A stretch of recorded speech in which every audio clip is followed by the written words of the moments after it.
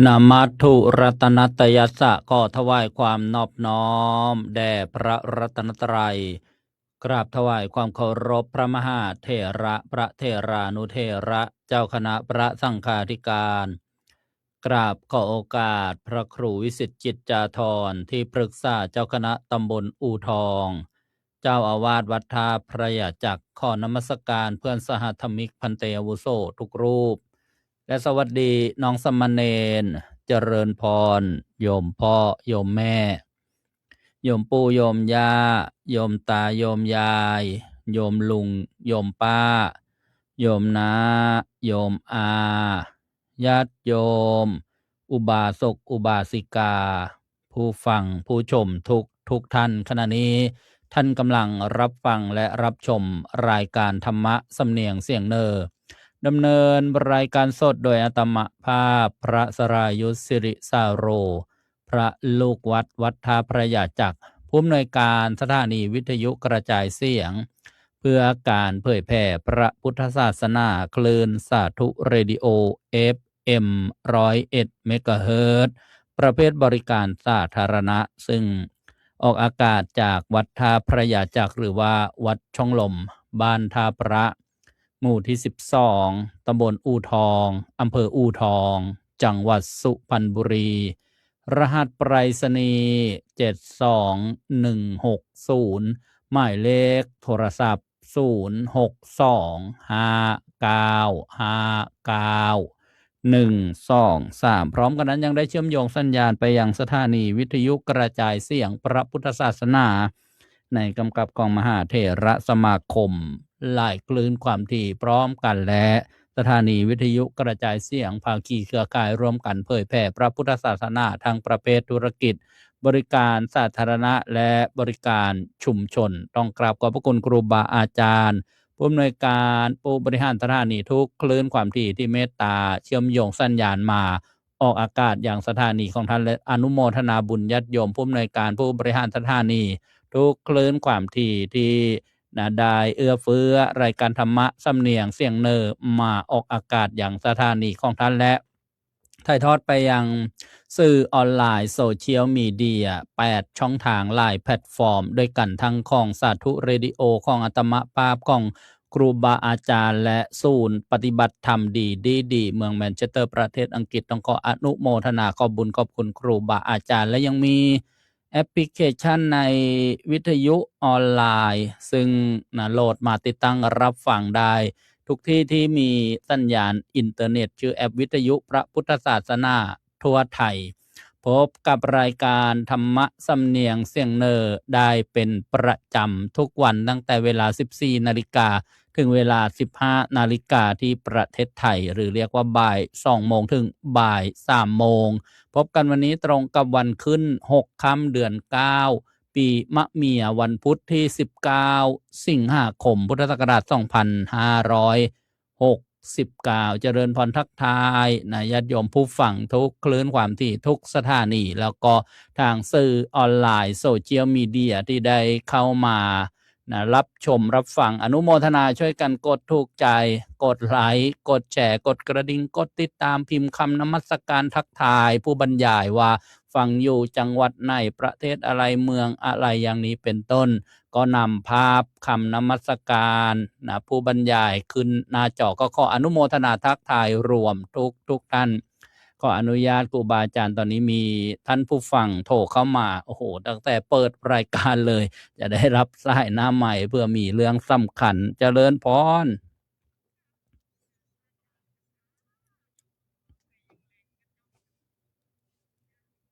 อะอ๋อเจริญพร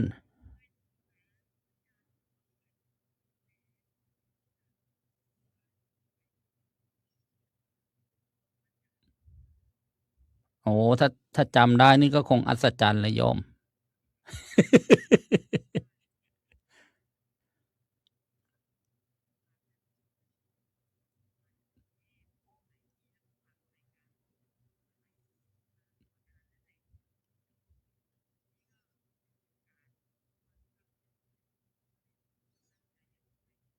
อ๋อจำได้แล้วเจริญพร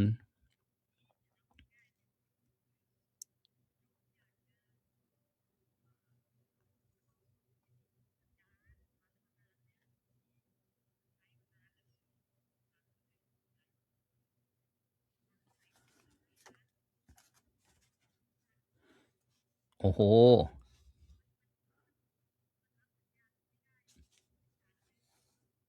คืออ๋อคือตอนนี้โยมข้ออ๋อ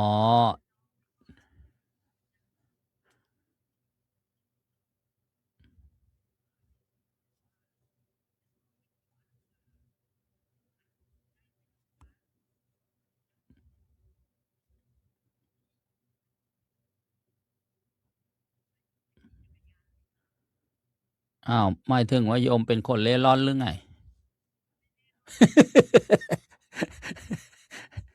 อ๋อหยอกหยอก แซวแซว นึกว่านึกว่าขี่จักรยานวันนี้พักตรงนี้พรุ่งนี้ไปพักที่อื่น หยอกโยมเอาอย่างงี้ตรงนั้นน่ะตอนเนี้ยสถานีวิทยุตั้งใหม่ที่อำเภอด่านช้างวัดชนประชาเทพนิมิตรคงไม่ไกลจากที่โยมอยู่โยมเคยฟังคลื่นนี้หรืออย่าง FM 103.25เมกะเฮิรตซ์หมายถึงว่าให้หมุนเลยซ้ำชุกไปทางขวามือนะก็จะมีรายการเดียวกันนี่แหละ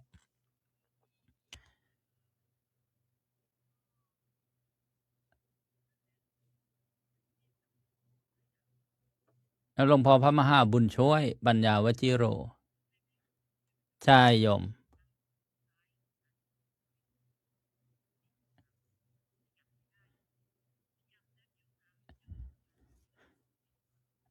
เข้าใจทีนี้ก็บอกโยมว่ามีสถานีตั้งใหม่เพื่อความชัดเจนในการรับฟังโยมลองมุ่นห้าดูนะคือรายการเหมือนกันกับที่ถ่ายทอดไปที่วัดสามชุกแล้วก็เหมือนกับที่วัดท่าพระยาจากอำเภออู่ทองเนี่ยนะ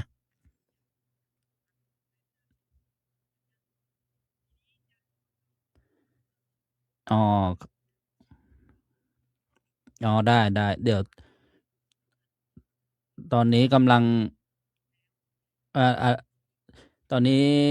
รวมมวลสารแล้วก็กำลังปลุกเสกอยู่เนี่ยข้องกำลังมาแล้ววันเนี้ย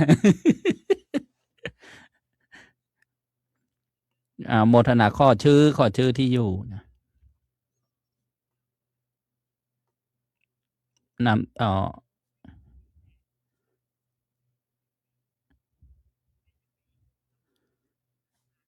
ไม่เป็นไรเอาหมายเลขที่อยู่เลขที่บ้าน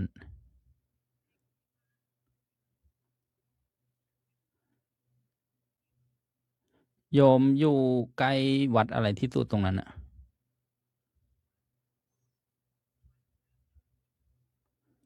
อ๋อ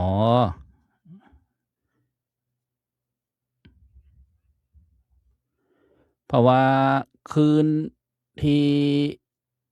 อำเภอด่านช้างอ่ะไปยันสั้นบุรี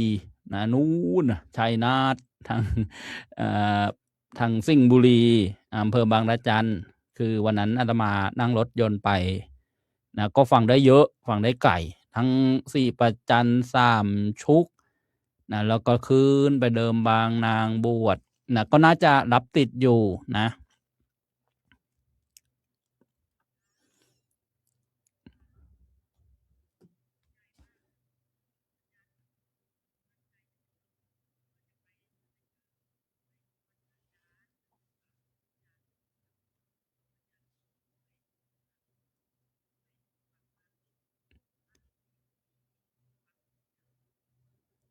เจริญพรจะ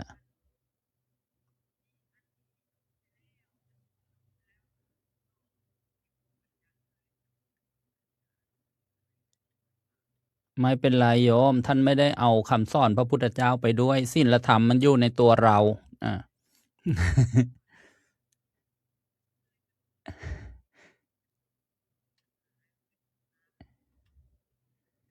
อ้าว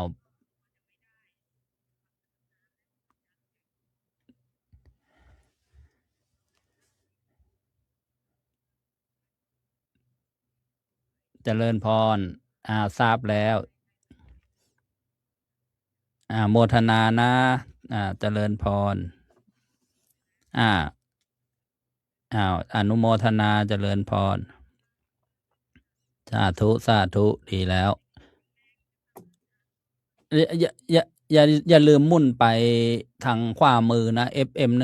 103.25 เมกะเฮิรตซ์นะ ลองฟังจะประกาศว่าทำมาจากด่านช้างทุกชั่วโมงแหละโยม อนุโมทนาเจริญพร สาธุเจริญพร เป็นผู้ฟังจากอำเภอเดิมบางนางบวชจังหวัดสุพรรณบุรี ซึ่งติดกับจังหวัดชัยนาทจังหวัดสิงห์บุรีนะข่าวๆนมัสการครับพระอาจารย์พระครูอุดมวรานุวัฒน์วัดศรีอุดมวงศ์จังหวัดเลยเจริญพรโยมแม่ชีนิดยังอยู่นะกลับมาแล้วอยู่สุพรรณโยมที่กรุงเทพไม่ใช่ที่อยู่ของอาตมา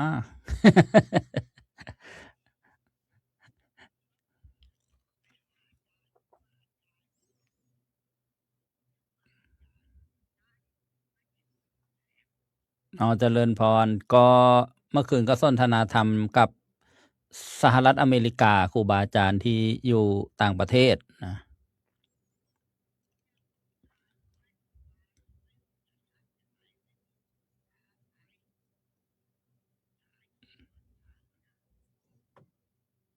อ๋อ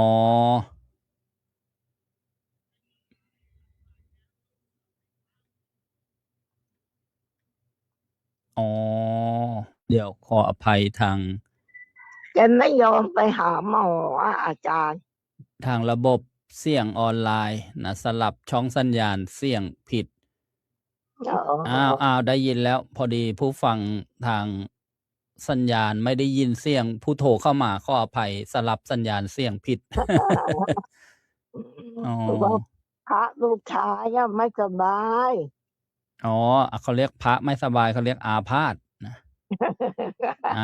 ทำไมล่ะครับอะไรนะได้ยินว่าไม่ไปหาหมอเลยไม่ยอมไปหาหมออาจารย์ก็ปล่อยเขาเราจะไปฉุดกระชากลากดึงไปก็คงไม่ได้นะทีนี้ว่าเรื่องโรคภัยไข้เจ็บเนี่ยโรคบางอย่างนะรักษาก็ตายไม่รักษาก็ตายนะโรคบางอย่างนะรักษาก็หายไม่รักษาก็หายนะโรคบางอย่างนี่รักษาจึงหายไม่รักษาไม่หายนะเพราะฉะนั้นเนี่ยการได้รักษาเนี่ยโรคบางอย่างต้องรักษานะต้องกินยานะถ้าคำพูดเหมือนญาติโยมถ้าเป็นพระก็ต้องชั่นยาบริโภคนะหรือพิจารณาคิลานเภสัชพระพุทธเจ้าจึงทรงอนุญาตนะเภสัชหรือว่ายานะนั่นแหละก็เมื่อปีที่แล้วแกไม่สบายแกไปหาหมอแกไอออกเลือดเจริญพรไอเป็นเลือดจ้าแกก็ไปโรงพยาบาลทางนู้นแหละทางราชบุรีทางอะไรนู้นแหละแกก็เขาก็แยงเข้าไปตัดได้ปอดนะท่านบวชมาได้กี่พรรษาแล้วล่ะพระลูกชายโยมเข้า20แล้วอ่อนพระอาตมาไปบอกนะว่าอาตมาให้ไปหาหมอแต่ไปบอกท่านบอกว่าพระอาจารย์ต้นบอกนิมนต์ให้ไปหาหมอถ้าเป็นหนักนะจ้าเนี่ยลูกเขาไปเฝ้าลูกเก่าเฝ้ากลางวันลูกชายเฝ้ากลางคืนแล้วนั่นแหละล่าสุดก็ไปบอกท่านนะจ้าบอกว่าพระอาจารย์ต้นฝากมาบอกว่าโรคบางอย่างต้องรักษาจึงหาย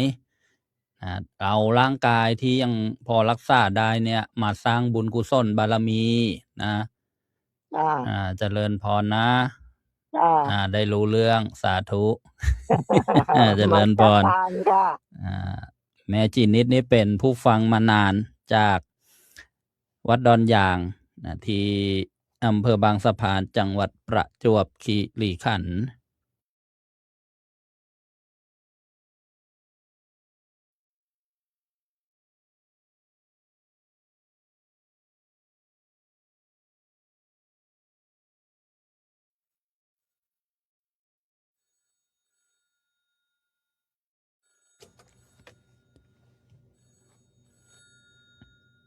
เจริญพรขออภัยท่านผู้ชมท่านผู้ฟังมี ส่งของพัสดุมาก็เลย อ่าวางไมค์ไปรับสายโยมป้าแถวจากทับสแกประจวบคีรีขันธ์ว่ายังไง อ๋อ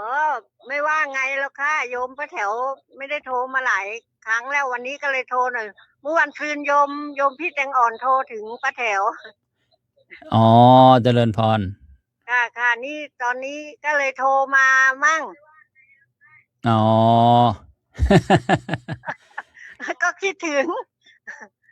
คิด แต่ ถึง เดี๋ยวนี้ ก็ โย คิด มเคียวโอไม่เห็นโทรมาเลยอาจารย์ อ๋อนั่นน่ะสิสังเกตไม่ได้เข้ามารับชม2-3 วันแล้วเนี่ยโยม KO จากฝรั่งเศสเนี่ย โยมเคียวโอหายไปเลยมีแต่โยมคำกับโยมนวลศรี โอ้โห จะไปตามก็ไม่มีค่าเครื่องบิน นู้นเขาอยู่ฝรั่งเศสนู่นนะ ค่ะ ฝนตกหรือเปล่าโยมวันนี้ โทรมามั่งหรือเปล่าก็ไม่รู้ อะไรนะ โยมพิษณุก็คิดถึงนะโยมป้าแถวฟังทุกวัน โยมพิษณุ แล้วแต่ไม่ได้ เขายัง โทร เข้ามาชมอยู่ ค่ะ ถ้าคิดถึงก็นั่งรถไฟมา นั่งรถไฟไปไหนอ่ะ ก็มาหาที่ญาติโยมแถวสุพรรณกาญจนบุรีไง เดี๋ยวโยมป้าแถวไปจริงนะเมืองการแค่นี้เอง ใช่มาลงแถวเนี้ยแหละนะ นครปฐม นครปฐมใช่ จ้าโยมพี่จังออนนะเดี๋ยวเจอกันนะ เจริญพรเขาก็โทรมารายงานอาตมาเรื่อยแหละ ค่ะ เจริญพร แค่นี้ก่อนนะจ๊ะ เจริญพรเจริญพรญาติโยมทางบ้านแล้วก็ผู้ฟังวันนี้นะก็มากันนะเรียกว่าทีแรกก็จะมาบรรยายในเนื้อหาที่ได้นำมาบรรยายต่อเนื่องทุกวัน ตอนนี้เรากำลังฟังกันในเรื่องของนางคุดชุตราและนางสามาวดี ซึ่งเป็นบุคคลที่เกิดขึ้นจริงในสมัยพุทธกาล 2,614 ปีล่วงมาแล้วโดยประมาณเนี่ยความพิเศษก็คือนะได้เนื่องด้วยเรื่องการรักษาอุโบสถศีลครึ่งวันนะที่เมืองโกสัมพีเนี่ยก็มีเรื่องเกิดที่เมืองนี้นะมีบุคคลสำคัญนางคุดชุตราและนางสามาวดีนะทั้งสองนี่ก็จะมีความเกี่ยวข้องนะกับท่านเศรษฐีในสมัยนั้นโคสกะเศรษฐีนะก็มีผู้ฟังโทรมาก็เลยนะไปรับโทรศัพท์เมื่อรับโทรศัพท์แล้วนะก็พูดคุยสนทนานะถามปัญหาธรรมะบ้างนาสาระปกิณกะต่างๆก็นะเลยต้องใช้เวลาตรงนั้นไป อนุโมทนาญาติโยมทางโซเชียลนะมีเดียทั้งสีฟ้าสีแดงตอนนี้ก็ประกาศตาม5 คนหายอีกแล้วจากบ้านแดงโยม KO จากฝรั่งเศสนะก่อนที่จะหายไปเนี่ยก็รายงานมาว่าสัญญาณหมุนอินเทอร์เน็ตหมุนนะหมายถึงว่าคลื่นอาจจะไม่ชัดนะหรือว่าขัดข้องนะทางสัญญาณอันนี้ก็คือว่าอาจจะมีข้อขัดข้องเจริญพร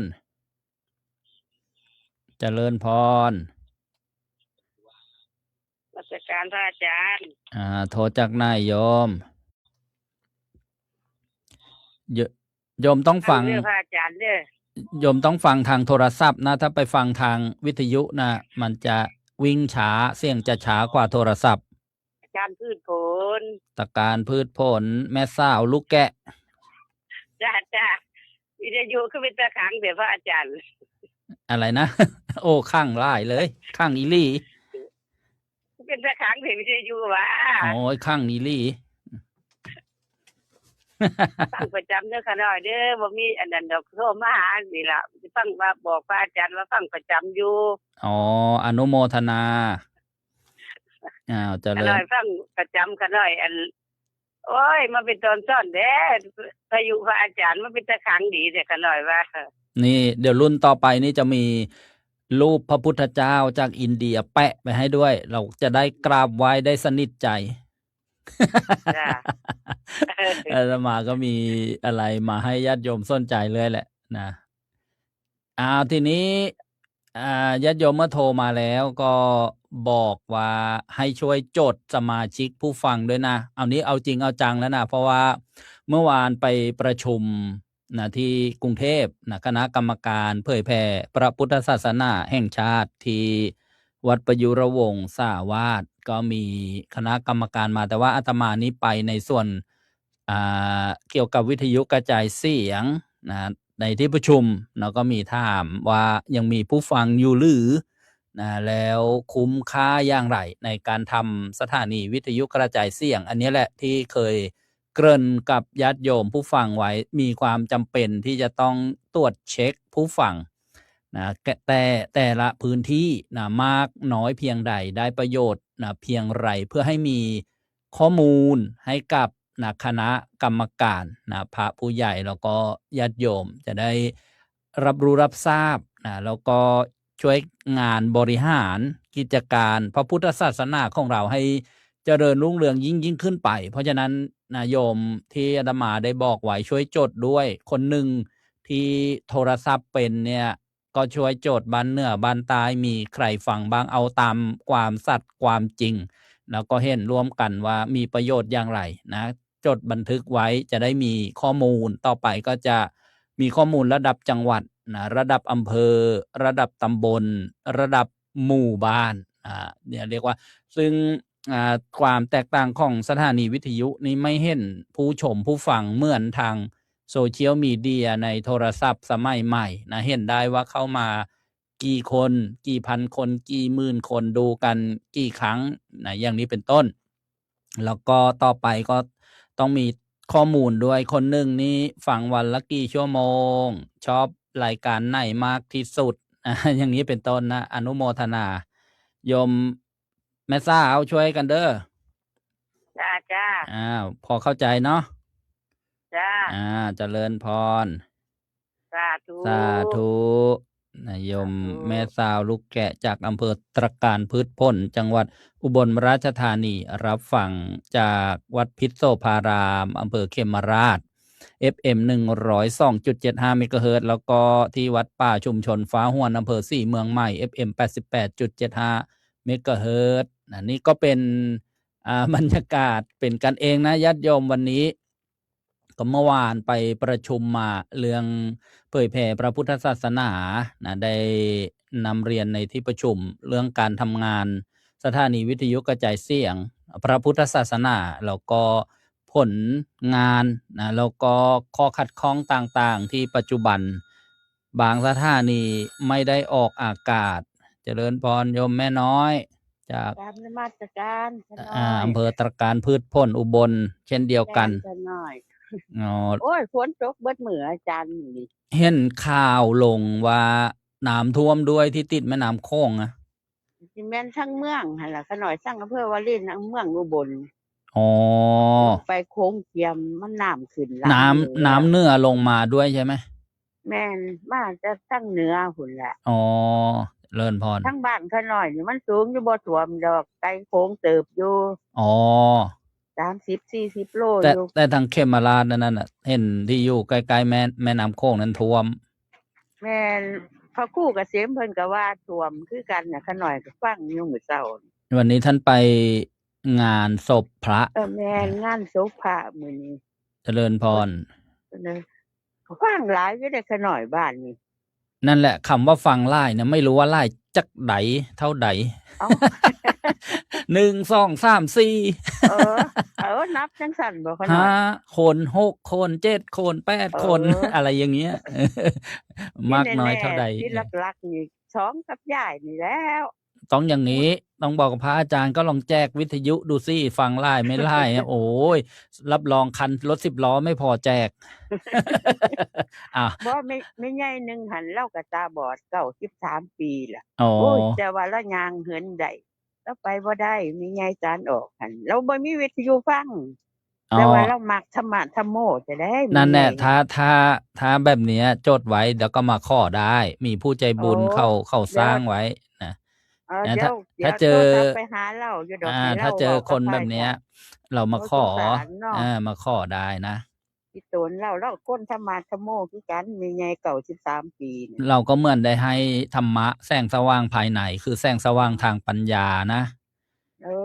เป็นบุญหลายนะเพราะว่าบุญให้ธรรมทานบุญให้ธรรมะเนี่ย ข้ามภพข้ามชาติกันได้ทีเดียว สร้างอย่างอื่นไม่ได้ก็สร้างปัญญาสร้างบุญแบบนี้แหละ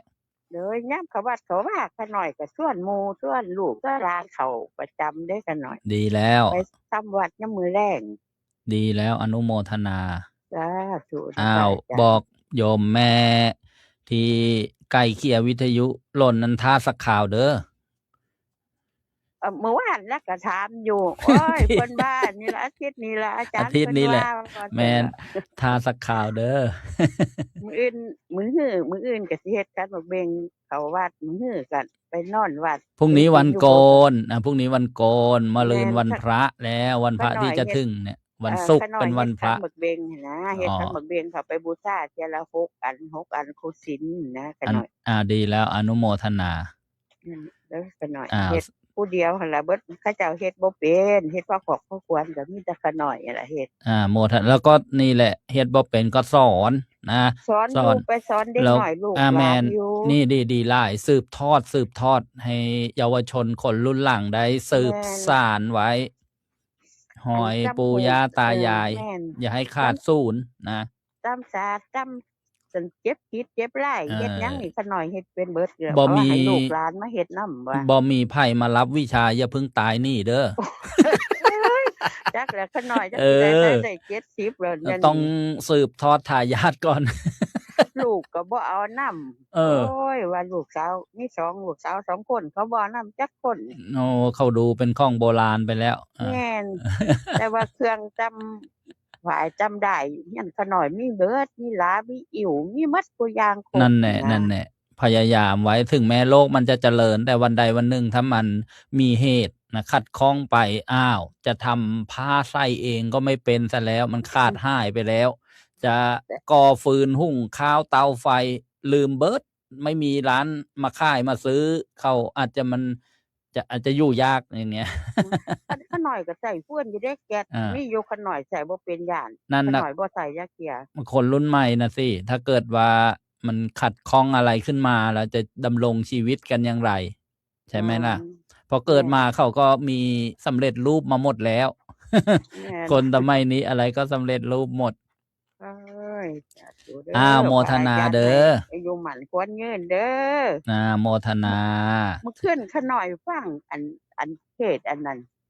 รับวิจากกันยังล่ะดีแล้วรับไปกับเสียงธรรมะดีแล้วแม่นรับวิจากโอ้ยว่าตื่นขึ้นมาว่าจะตื่นเจริญพรกราบนมัสการขน้อยสาธุโยมแม่น้อยบุญประสิทธิ์จากอำเภอตะการพืชผลอุบลราชธานีโยมวิชาญพลอยยอดก็ทักมาเมื่อไหร่จะได้2 เดือนกว่าแล้ววิทยุโหต้องเข้มข้างแน่นอนมาแล้วโยมเคลโอนะให้นะให้ตาไปไหนยัดถามหาลืมไล่ลืมนาเลยทักมาทางบ้านเงียบเง่าเจริญพรโยมประจวบจากอำเภอบางเลนนครปฐมจากราชการหลวงพ่อมาแล้วถูกต้องบ้านเนี่ยทักทายเนี่ยถูกคนใช่ไหมเจริญพรหลวงพ่อองค์ที่ท่านเทศเมื่อคืนนั้นตอนกลางคืนน่ะท่านบอกเรียกหลวงพ่อต้นแล้วจะเรียกท่านว่าอย่างไรเพราะว่าเขาเห็นว่าอาตมายังเป็นพระหนุ่มอายุยังไม่เยอะท่านนะ60 กว่าแล้วท่านก็เลยแต่โยมก็บอกว่าโยมเรียกหลวงพ่อทุกรูปแล้วได้ยินโยอาตมาก็ฟังหลวงปู่ก็บอกว่าหนูเป็นลูกพระหนูก็เรียกหลวงพ่อทุกองค์นะใช่ไม่เป็นไรอนุโมทนาพอดีวันนี้ได้ยินข่าวจากวัดไผ่โรงวัวอำเภอซ่องพี่น้องว่าจะมีแจกทานวันที่21เนี่ยนะญาติโยมที่อยู่ใกล้ๆไปร่วมงานบุญกันตอนนี้ก็มีงานนะมีงานที่เทกจาดใช่หนูไม่ค่อยได้ไปฮะบอกข่าวเพราะว่าโยมก็ฟังกันเยอะนะอยู่ใกล้ๆก็อยากจะให้วิทยุเนี่ยได้เป็นประโยชน์นะเป็นประชาสัมพันธ์เป็นกระบอกเสียงเนี่ยเพราะฉะนั้นเนี่ยโอกาสที่โยมอยู่ใกล้วัดไผ่โรงวัวก็นะรับทราบกันหรือกระบอกข่าวกันอย่างเงี้ยเป็นความเคลื่อนไหวนะอนุโมทนาหนูจะเอาวิทยุมาให้คนแก่สาธุ เดี๋ยวเสร็จแล้วจะโทรบอกนะ จ้า อนุโมทนา สาธุ วันนี้ฟังชัดนะโยม ชัดจ้ะ เมื่อวานไปกรุงเทพนะฟังไปจนถึงนู้นเลยบางบัวทองนะแล้วก็ไซน้อยอำเภอตำบลไซใหญ่อำเภอไซน้อยนนทบุรีนู้นนะฟังไปนะถ้าคนผู้ฟังมีวิทยุก็คงได้ฟังนะก็เรียกว่าได้ประโยชน์เยอะเลยนะอนุโมทนานะ หนูก็อยู่ไซน้อยเก่าอ่ะหนูเกิดไซน้อย เจริญพรเนี่ยฟังได้อำเภอไซน้อยได้ แล้วก็ลาดหลุมแก้วนี่ชัดเลย ค่ะ อนุโมทนาโยมประจวบนะ สาธุเจริญพร จ้า กลายเป็นปกิณกะสาระธรรมไปวันนี้ รับโทรศัพท์ด้วยเจริญพร กราบนมัสการครับ เป็นยังไงฝนตกทั้งวันไหม ทั้งวันเลยครับหนาวเป็นหวัดอีกแล้วเป็นหวัดอีกรอบแล้ว โอ้เป็นหวัดอีกรอบมึง พระอาจารย์เป็นไงบ้างครับวิทยุผมจะได้หรือไม่ได้สุดแล้วคือ ได้แน่นอนไม่ใช่ถึงปีใหม่นะครับ ไม่ถึง โอ้โหแม่ผมจะร้องเลยเนี่ย อ๋อนิดนึงก็เลยบอกว่าในสัปดาห์นี้จะต้องจัดการให้เรียบร้อยเป็นแม่จะร้องแล้ว ไม่เป็นไรไม่ต้องร้อง แล้วมีฟังอยู่ไหมทุกวันเนี่ย ไม่มีครับ ไม่มีเลย มันเสียไปแล้วใช่ไหมครับผมนานแล้วนะ2 เดือนกว่าแล้วเนี่ยรอไม่เกินสัปดาห์หน้านะ ไปแล้วพอดีพอเสร็จปุ๊บหมดปั๊บอยู่ที่นี้โอ้โหเลยจัดส่งให้ไม่ทันเลยพระอาจารย์ไม่ลืมผมเลยนะมันไม่ลืมหรอกแต่ว่าบางทีนั่นแหละที่เล่าให้ฟังนั่นแหละ เขาเข้าใจอยู่แต่ว่าอะไรที่จะนานขนาดนั้นเขาไม่เพราะว่าเราไม่ได้ถวายปัจจัยหรือเปล่าไม่ใช่อย่างนั้นไม่ใช่อย่างนั้น คือว่าปัจจัยนี่คือพระอาจารย์มาวันอาทิตย์เนาะเดี๋ยวผมจะไปลองไปถวายไม่ได้คิดเรื่องนั้นนะแต่ว่าบางทีเนี่ยวันเวลาเนี่ยมันแป๊บเดียวเลี้ยวหน้าเลี้ยวหลังหมดวันหมดคืนอะไรอย่างเงี้ยสงสารคุณแม่นะครับไม่เป็นไรรอสักนิดเปิดโทรศัพท์ให้โยมเขาฟังไปก่อนเวลาบ่าย 2 โมงนะพระอาจารย์ไม่เป็นไรแต่แม่ผมเป็นแต่ผมก็เป็นเหมือนกันเปิดโทรศัพท์ไปก่อนมีแอปมีอยู่เน็ตไม่มีแอปก็มีไม่มีเน็ตอีก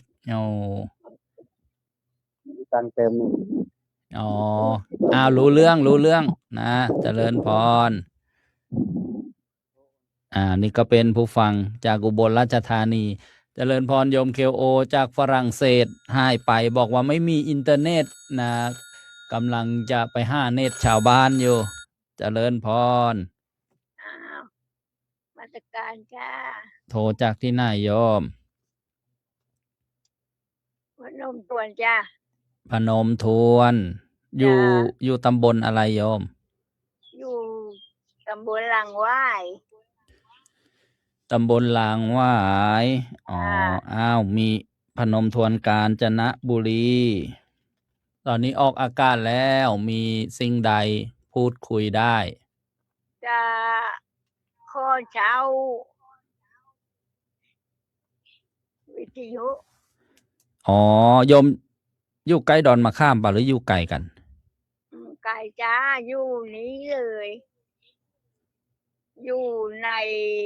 วัดสิริมิตรเข้ามาข้างในเนี่ย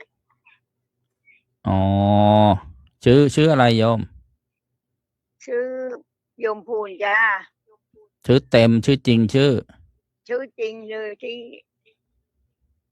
โยมพูนนั่นแหละชื่อจริงชื่อพูนนามสกุลธรรมเนียมจ้าธรรมเนียมบ้านเลขที่147/1หมู่8ตำบลลางหวายอำเภอพนมทวนรู้เรื่องเอากี่เครื่องจ๊ะเอาข้อเช้าเครื่องเดียวแหละ จ้า เพราะว่าห้องโยมมันจะพังอยู่แล้วนะ โอ้ยังดียังมุ่นมาฟังได้ ฟังจาก มันก็ วัดดอนมะข้ามนะ จ้า อนุโมทนา วัดด ทา อง น วันก่อนเครื่องคอมพิวเตอร์มันค้าง มันหายไปตอน4 ทุ่มกว่าๆเช้าเมื่อวานก็เลยรีบวิ่งไปซ่อมคอม คอมพิวเตอร์ ท่านฟังกลางคืนไม่ได้ยังใช้เสียบไฟบางทีก็กลัวไฟช็อตเนี่ย เดี๋ยวรุ่นใหม่เนี่ย มันมีแบตเตอรี่ชาร์จได้ไม่ต้องเสียบไฟ พอมันหมดเราค่อยมาชาร์จด้วยก็ฟังไปด้วยได้ นะอ้าวจดไว้แล้วรู้เรื่องนะ จ้า เจริญพร มาตรการจ้า สาธุพูดถึงกาญจนบุรีก็จะมีงานนะประชาสัมพันธ์ เดี๋ยวสักครู่จะได้มีรายละเอียดมาพูด เจริญพรโยมอนง นมัสการพระอาจารย์ นโมทนาเด้อ ค่ะ ไอโยมฟังตลอด ดีแล้ว ทั้งกลางวันทั้งกลางคืนเลยพระอาจารย์ ตอน6 โมงเย็นก็เริ่มเปิดไอ้นี่เปิดตอนที่พระอาจารย์ทำวัด 6 โมงเย็นเริ่มไปถึง4 ทุ่มเลย อ๋ออนุโมทนา สาธุจ้ะ แล้วอย่าลืมสำรวจให้อาตมาด้วยนะ จะเดี๋ยวจะหาตำรวจให้ สำรวจ ว่ามี มี ว่ามีใครฟังบ้าง มี ค่ะ สมุดเล่มหนึ่งจดสำรวจชื่ออะไรฟังอะไรชอบอะไรไม่ชอบอะไร ฟังวันละกี่ชั่วโมง สัมภาษณ์ สัมภาษณ์ จะได้มี ส่วน กิจกรรม ส่วนมากเขาจะไอ้นี่กันเขาจะดูโทรทัศน์ดูละครกันอะไรเงี้ยพระอาจารย์ อ๋อก็อันนั้นก็แล้วแต่หมายถึงว่า อืม เขาอาจจะ ใช่ ฟังก่อนนอน หรือจะฟังตอนเช้าอะไรอย่างเงี้ย เดี๋ยว เรา โย ก็ มจะลองสำรวจให้ดู จะเจริญพร จะ แล้วก็ ค่ะ ถ้ามีคนพิการติดเตียงอะไรต้องการ แล้วเขาไม่มีวิทยุก็บอกได้นะ จ้ะ อ ค่ะ นุโมทนาสาธุ จ้ะ นิยม จ้ะ อนงสี่คำแห่งจากอู่ทองนะถ้าใครที่อยู่ทางสี่ประจันก็ไปบูชาวิทยุจากหลวงพ่อดำได้วัดหนองเพียรนะโยม อนุโมทนานะทักทาย โอ้โห แป๊บเดียวเองเวลาจะหมดอีกแล้ว เจริญพรโยมชำนาญ ใครๆเขาก็บอกกันหมดแล้วโยมยังไม่ได้บอกเลขที่บ้านเลยจ้า มีบ้านเลขที่ก็เข้าแล้วใช่ไหม จ้ามีแล้วจ้า ชำนาญเทพบุตร 44/1ค่ะ 44/1 หมู่ 3 ตำบล ตำบลทับหลวง หนองยาไซ ค่ะ ฟังมา5 ปีแล้วนะท่าน อนุโมทนา ฟังแล้วเป็นไงจิตใจดีขึ้นกว่าสมัยไม่ได้ฟังไหม ก็อยู่ที่ไหนโยมก็ฟังนะแล้วเมื่อก่อนอยู่ปทุมธานีโยมก็ฟังตุมาตลอด แล้วพอย้ายมาอยู่สุพรรณยายก็มาเจอของท่านนี่แหละก็เลยมาฟังตลอดชอบฟังตลอด อนุโมทนานะสาธุ อายุเราก็ถึงเวลาแล้วด้วย ถึงเวลาอะไรล่ะ ถึงเวลาต้องนั่งฟังเทศน์ฟังธรรมไปทำงานก็เข้าไม่ไหวแล้วอะก็ อ๋อหมดแรงบางคนอาตมาบอกหมดแรงทำชั่วแล้วสิ แล้ว แซว มีคนข้างบ้านเนี่ยโยคุณข้างบ้านเนี่ยมีคนจนอยู่อีก2 คนเยี่ยวโยมจะห้าปัจจัย อะไรเขาเรียกอะไรนะ มารวมสร้างวิทยุ บูชารวมสร้าง จ้ะ กองทุนวิทยุ จ้า ได้ กำลังศึกษาอยู่ สาธุ ของยายนี่เขาเรียกอะไร บูชาเครื่องหนึ่งฟรีเครื่องหนึ่งนะคะ จ้า ได้เมื่อไหร่ก็รอฟังอยู่ทุกเวลาเลย จ้า แอบฟังเสียงเจ้าของอยู่ทุกวันเมื่อคืนนี้ฟังได้ยินเสียงเจ้าของ ฟังตลอด หลับแล้วก็ต้องตื่นมาฟัง อ๋อ ได้ฟังตลอดทั้งวันทั้งคืนเลย เจอเมื่อไหร่ก็ฟังเมื่อนั้น นั่นแหละ ถ้าเกิดมีความทุกข์นอนไม่หลับก็ฟังธรรมะแป๊บเดียวเรียบร้อยหลับ จ้ะ นะโม แล้ว ท พระ นา ครูโดมพระครูโดมท่านบอกว่า ให้ไหว้พระสวดมนต์ก็โยมก็ทำก็หลับดีเหมือนกัน แผ่เมตตาด้วยก่อนนอนแผ่เมตตา จ้า อนุโมทนานะสาธุ นมัสการเจ้าค่ะ เจริญพร ได้ประโยชน์จากการฟังแล้วก็การประพฤติปฏิบัติธรรมขั้นพื้นฐานนะศีล 5ทานศีลภาวนาคุณโยมชำนาญเทพบุตรจากอำเภอหนองยะไซจังหวัด สุพรรณบุรีอนุโมทนาทางโซเชียลมีเดียหลายท่านด้วยกันอย่างทักทายไม่หมดเลยโยมคำมุลเลอร์จากเยอรมนีเจริญพรโยมส้มพงษ์ ขอการนมัสการเจ้าค่ะ เจริญพร โยมก็ฟังทุกโอ้โหทั้งกลางคืนกลางวันไม่ได้ไปไหนด้วยโยม วันนี้ฟังคลื่นไหนนั่นน่ะ ก็ฟังคืนทันนั่นแหละท่านชุกก็ฟังได้ อันเนี้ยเรียกว่าออกอากาศจากสถานีวัดซ้ำชุกนะเพราะว่าเสียงไม่ตรงฟังไม่ได้ไปไหนด้วยโยม นั่นเนี่ยอันเนี้ยไม่ใช่คลื่นของที่ออกจากวัดท่าพระยาจากอู่ทองอันนี้น่าจะเป็นวัดซ้ำชุกมันฟังได้ทั้งนั้นแหละไอ้ที่ดานามากูฟังได้ไล่ที่โยมอะ เจริญพรโยมจะฟังได้หรือเปล่าไอ้ที่เดี๋ยวโยมถือไว้เดี๋ยวนะเดี๋ยวอาตมาจะเช็คว่าโยมฟังจากคลื่นไหนเปิดเสียงวิทยุเบาๆเข้ามาลงดูหน่อยได้ยินไหมได้ยินค่ะเปิดวิทยุเข้ามาด้วยโยมเงียบไปอาตมาจะเช็คว่าโยมฟังจากคลื่นไหนเปิดเสียงวิทยุเบาๆเข้ามาลงดูหน่อยน่าจะวัดซ้ำชุกนะไม่ใช่คลื่นที่ด้านช้างได้ยินค่ะด้านช้างคงไม่ได้ฟังหรอกมั้งถ้ามุนเจอรับได้โยมช่วงท้ายรายการแล้วเวลาจะหมดอนุโมทนานะที่โทรมาโอ้โยมไม่อยากจะฟังโยมไม่อยากจะดูเท่าไหร่โทรศัพท์ไม่เป็นไรก็ฟังวิทยุนี่แหละโยมก็มันเอาเรื่องอะไรมาลงกันไม่รู้ไอ้คนแก่คนเฒ่าอะไรมั่วไปหมดเลยโยมไม่ชอบ มันก็เรื่องปัญหาของทางโลกแย่งข้าวกันกินแย่งที่ดินกันอยู่แย่งคู่กันพิศวาสแย่งอำนาจกันเป็นใหญ่นะเด็กก็ให้มั่วหมดโอ้โหก็อย่าไปถ้ามันดูแล้วเราทำใจไม่ได้เราก็อย่าไปดูมันเกิดพ่อพวกลูกกับพายอะไรให้มั่วอย่างนั้นโยมไม่ชอบมันเกิดอกุศลละจิตเราก็ต้องเว้นจากการดูแล้วมันจะไม่ดูถ้าไม่มีพระนั่นน่ะโยมไม่ดูเลยแหละเจริญพรรู้เรื่องพอดีเวลาจะหมดต้องวางสายแล้วนะโยมเจ้าค่ะเจริญพ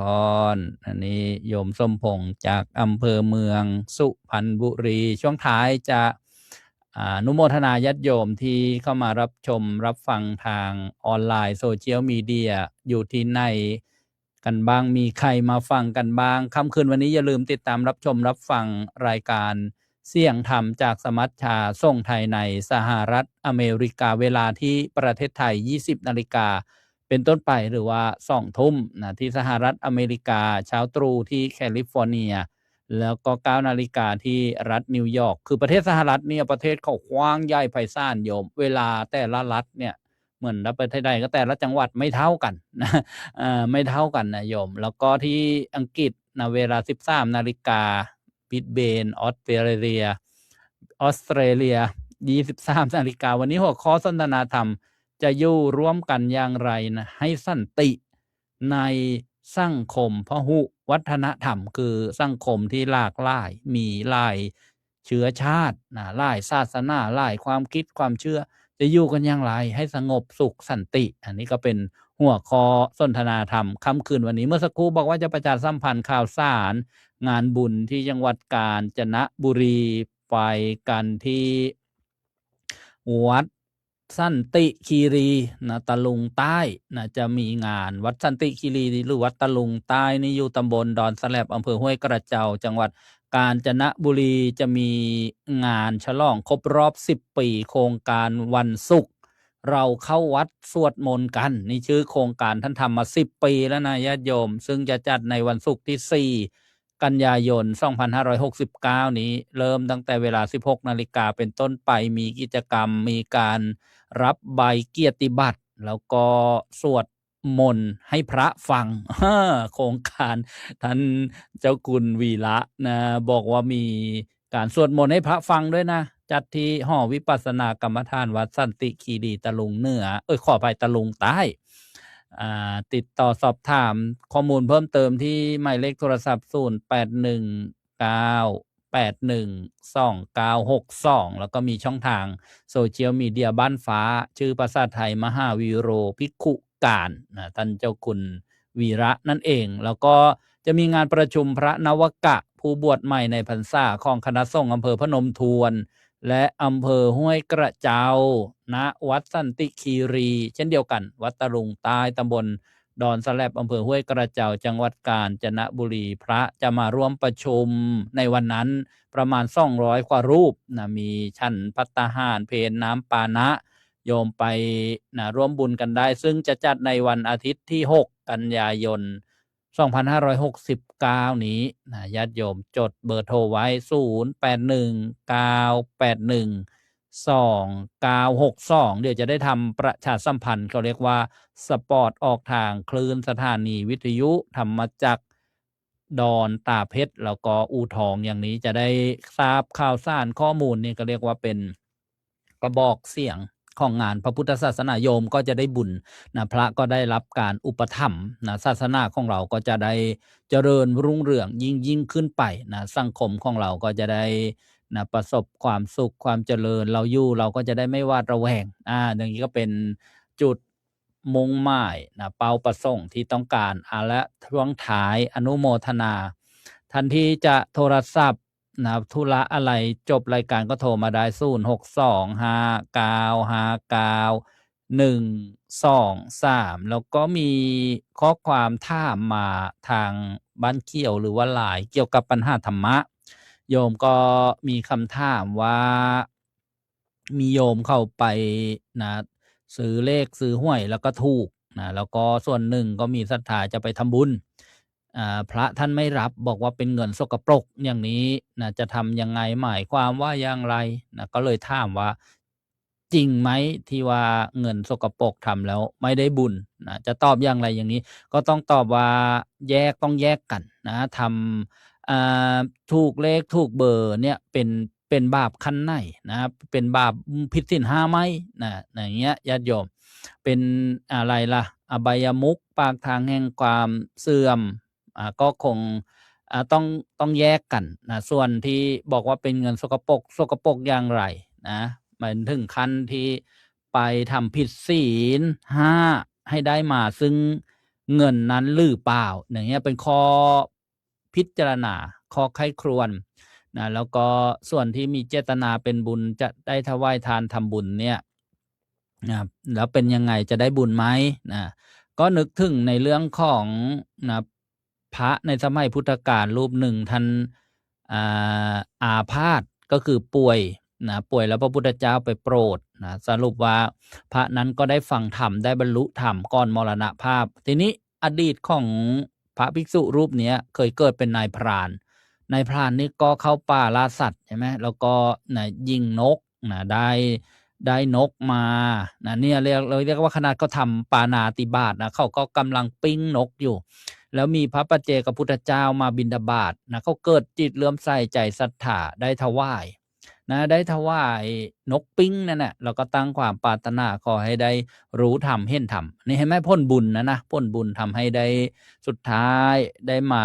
ฟังธรรมได้บรรลุธรรมคือนะต้องแยกกันนะบุญส่วนบุญบาปส่วนบาปเหมือนน้ำกับน้ำมันจะไม่รวมกันเนี่ยโยมก็จะได้มีความสบายใจว่าแต่ทีนี้ถ้าพระพระก็ต้องศึกษาเพิ่มแล้วก็มีจิตเมตตาอนุเคราะห์ญาติโยมไม่หักห้ามน้ำจิตน้ำใจกันอย่างนี้เป็นต้นนี่ก็คงเป็นข้อที่พอจะตอบได้แล้วก็ได้รวมๆท่านผู้ฟังก็จะได้ประโยชน์ด้วยเอาละช่วงท้ายรายการก็อนุโมทนาโยมลินลพัฒน์แพรพิพัฒน์ชมทางโซเชียลมีเดียโยมเคโอบอกว่าเงินนี้ไม่ได้ปล้นค่าลักขโมยใครมาไม่ใช่เงินบาปโมทนาโยมเคโอจากฝรั่งเศสโยมกอบกุลบัณฑิตจากสตูลอนุโมทนาสาธุโยมเคโอบอกว่ามีโครงการสวดมนต์ให้พระฟังด้วยก็หมายถึงว่าเหมือนทำการสอบมาแล้วญาติโยมครูก็จะต้องสอบแบบนี้เขาเรียกว่าสอบปากเปล่าไม่ต้องมาเขียนกระดาษกันให้ลอกกันได้อันนั้นเขาเรียกว่าสอบแบบเสื้อกระดาษเก่งในกระดาษไม่รู้ถ้ามีความรู้จริงต้องสวดได้บอกถูกนี่เขาเรียกว่าเป็นการสอบแบบปากเปล่าจะได้ชื่นอกชื่นใจว่าที่พระท่าน พาญาติโยมทำกิจกรรมเนี่ยโยมสามารถสวดมนต์ได้โยมสามารถอาราธนาศีลห้ากันได้นะทำศาสนพิธีได้เสียงดังฟังชัดนะอาราธนาศีลอาราธนาธรรมอาราธนาพระปริตรนะอาราธนาอุโบสถศีลประกาศองค์อุโบสถศีลได้นี่ญาติโยมนะทำกันให้ได้ฝึกกันอยู่บ้านก็เอาหนังสือนะมาหัดมาฝึกมาท่องส่งสำเนียงเสียงนะแห่งพระบาลีก็ดีนะหรือเสียงคำอัดคำแปลก็ดีเป็นมงคลนะกับปากของเรากับบ้านของเรานะอนุโมทนาโยมสำลีจันนาลาวอูทองโยมไวเด่นชัยประดิษฐ์ตลาดอูทองอนุโมทนาสาธุโยมคำมุลเลอร์จากเยอรมนีโยมวันเพ็ญคำพิมาบุตรพนมทวนการจนะบุรีโยมปาเกสินีไมนุษย์จากนนทบุรีโยมเคโอบอกว่าถ้ามีวิทยุนี่ม่วนชื่นโฮเซลเลยสาธุโยมนวลซี่แบโลจากอังกฤษยามเช้าตอนนี้ก็น่าจะ9 โมงแล้วโยมเฮงสุภัตราทีปะลาทีมงานลูกน้อยห้อยสั่งนะโยมนอนซี่แซวมาบอกว่าวิทยุรุ่นนี้เข้มคลั่งนะญาติโยมรอรับกันเป็นแถวเลยปลุกเสกกันไม่ทันเลยนะ เพราะว่าต้องเขาเรียกอะไรนะรุ่นแฮนด์เมดนะคัสตอมสั่งผลิตนะมีเฉพาะไม่ใช่สั่งโรงงานปั๊มทีเดียวออกมาเป็นแถวเนี่ยของดีก็จะมีลักษณะอย่างนี้นะเหมือนรถยนต์บางรุ่นเนี่ยใช้มือทำนะญาติโยมโยมสำราญข้านหินตังนี่ก็ข้อมานอนนะข้อวิทยุไปให้โยมแม่ให้แม่นะก็รออีกนิดนึงโยมเคโอบอกว่าค่ำตอนที่บอกว่าหมดแรงทำชั่วแล้วใช่ไหม แซวญาติโยมให้ค่ำนะโยมลินลพัฒน์นะโยมกรสวยจากอุบลราชธานีนะโยมที่เข้ามาทางออนไลน์โยมสุพินโกฟิงเกอร์โยมคมชาญมาลานครนายกนะอนุโมทนาสาธุโยมคมชาญบอกว่าทำงานจนลืมเวลาโยมมวลมาลัยอูทองนะโยมปาใส่น้อยท่าอิฐนะก็รับฟังสัญญาณได้นะที่นนทบุรีอนุโมทนาโยมวัฒนากันเจียกโยมพิษณุนะจากประจวบคีรีขันธ์โยมแม่บุญศรีทวีลาวังสะพุงจังหวัดเลยนะโยมกรสวยนะจากอุบลราชธานีโยมส้มยิ่งมีชื่อบันมีลพบุรีนี่ก็เป็นรายชื่อรายนามที่ยังไม่ได้อ่านที่อ่านแล้วก็ข้ามไปบ้างเพราะว่าได้ฟังชื่อแล้วโยมภูจองโนนพึ่งอุบลราชธานีโยมเพชรระดาสี่สิงห์อนุโมทนาดีเจดิโดซ่อนเพชรดำบันวัดพิษโสภารามโยมครูเต้าสาวิตรีสายทองอูทองโยมแม่นงครานสุริโยโยมแดงพระมรพลนี่อูทองพระมรพลนี่นามสกุลหลวงพ่อพวนนะอดีตเจ้าวาดวัดท่าพระจักรวัดช่องลมโยมน้อยมนฤดีมาลุนจากตะวันออกกลางอิสราเอลบอกว่าพร้อมลายเซ็นด้วยนะต้องมีแต่ละรุ่นนี่จะไม่เหมือนกันนะเดี๋ยวรุ่นต่อไปนี้มีภาพนะรูปเปรียบรูปเหมือนพระพุทธเจ้าจากอินเดียแปะให้ด้วยจะได้กราบไหว้สนิทใจ โยมผู้ใหญ่สมพรรัศมีจากบางปลามาอนุโมทนาแล้วก็โยมที่ได้รับรุ่นแรกไปแล้วเนี่ยช่วยสังเกตด้วยที่บอกว่าไม่ต้องชาร์จไฟชาร์จแบตนะที่อยู่ทางบ้านดอนมะกอกว่านปลายน้ำนั่นน่ะจะได้สังเกตว่าฟังได้กี่วันทานจึงหมดนะเพราะว่าอาตมายังไม่ได้ฟังว่ากี่ชั่วโมงนะแต่ก็คิดว่าได้หลายวันอยู่โยมเล็กสมพรอินอำนวยทีมงานลูกน้อยห้อยสั่งโยมกันนวลีอนุโมทนาสาธุนะที่เข้ามาทักทายโยมเต็มชัดเพชรใส่ทองอูทองโยมชมมั่นจงดีนะที่ได้เข้ามาทางออนไลน์โซเชียลมีเดียโยมกัญญาชำนาญนกนะบานอยู่ที่หัวทำนบอูทองอนุโมทนานะโยมยายบุญทรงพุ่มพันวงอูทองโยมยายอนุโมทนาโยมทัศนัยตั้งโขงอูทองโยมวินิตคำเหมือนน้องบัวลำพูโยมบุญเรือนพัดเย็นบางสะพานน้อยประจวบคีรีขันธ์โยมพรณภา โยมตุ้มทองกาลีวงศ์จากเขมราชฝั่งจากวัดพิษโสภารามฝนตกตลอดทั้งคืนเลยทั้งวันด้วยโอ้โยมบางอ่อนสุภประเสริฐกรุงเทพมหานครพระครูดมวรานุวัฒน์สมบัติมูลนาวัดศรีอุดมวงศ์อำเภอวังสะพุงจังหวัดเลยขอบพระคุณครับโยมแม่จงรักโสพลอนุโมทนาที่หนาด้วงจังหวัดเลยโยมสุชาดาโกรธเยอรมนี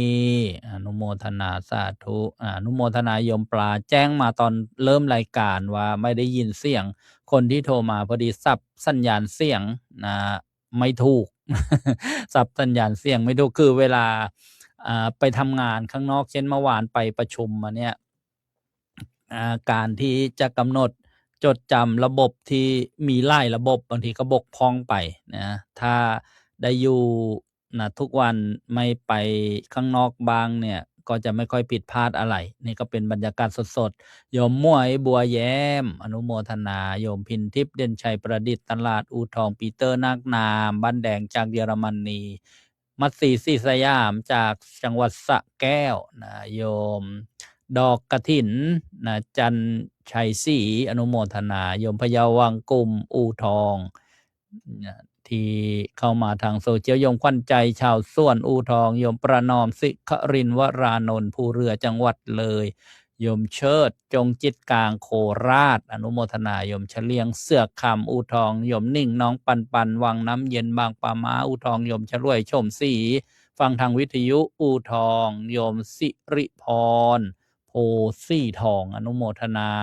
นี่ก็เป็นรายชื่อรายนามที่เข้ามาทางหน้าช่องสัญญาณโซเชียลมีเดียช่องสัญญาณโซเชียลมีเดียแล้วก็อนุโมทนาทันทีกลับมารับฟังย้อนหลังเรียกว่าเทปหรือว่าฟังซ้ำอนุโมทนาโยมผู้จองโนนพึ่งโยมเคียวโอก็พิมพ์มาติดอบายมุขห่วยทำให้ใจจดจ่อลุ่มหลงว่างรวยหมดไปเยอะได้คืนน้อยบางคนไม่เคยถูกหวยเลยซื้อหวยได้กระดาษนะโยมโยมคำบอกว่าวิทยุรุ่นนี้ค้างเจ้าค่ะ ผลิตไม่ทันปลุกเสกกันไม่ทันเลยแปะรูปพระอาจารย์ด้วยเพิ่มความข้างแม่โยมก็มาเฉลยต้องมีแต่ละรุ่นจะมีอะไรล่ะตำหนิไม่ถึงข้อสังเกตตรงนั้นนิดตรงนี้หน่อยเอาไปเจอกันไม่เหมือนกันเลยสักรุ่น ออกมาไล่รุ่นแต่ไม่เยอะหรอกโยมทำเองโยมสิริพรโพสีทองบอกว่าฟังจากห้างตลาดอู่ทองอยู่ใกล้ๆกันอนุโมทนาสาธุยังมาทักทายทาง Facebook หรือว่าโซเชียลถ้าเป็นหลักๆก็อยากจะให้มีเครื่องรับวิทยุไว้ฟังกันมีกันทุกบ้านเลยก็ยังดีโยม KO บอกมีพลาดกันบ้างขนาดนักบินห้างเครื่องบินหลุด มุนควงสว่านเลยดิถ้าห้างหลุดนะโยมเจแมนนี่หายไปนานเลยบอกว่าหลวงพี่อย่าให้ลายเซ็นโยมเคียวโอนะเดี๋ยวกุฏิที่วัดช่องลมโดนยึด ที่วัดเนี่ยจะเอาไปโอนเอาไปจำหน่ายจ่ายแจกไม่ได้เป็นธรณีสงฆ์เป็นสมบัติของพระศาสนาเป็นธรณีเป็นสมบัติของชาตินั่นเองดูข่าวแล้วก็ดูความจริงดูข้อกฎหมายต่างๆญาติโยมก็คงจะได้เห็นข่าวกันบ้างในสื่อสารมวลชนต่างๆอนุโมทนาทุกท่านวันนี้รายการธรรมะสำเนียงเสียงเนอหมดลงแล้วกราบขอบพระคุณครูบาอาจารย์ผู้อำนวยการผู้บริหารสถานีทุกคลื่นความถี่มาณโอกาสนี้ที่เมตตาเชื่อมโยงสัญญาณแล้วก็อนุโมทนาบุญญาติโยมผู้อำนวยการผู้บริหารสถานีทุกคลื่นความถี่ที่บอกว่าทุกคลื่นความถี่คือค่อนข้างจะลายคลื่นความถี่ถ้าประกาศรายชื่อรายนามก็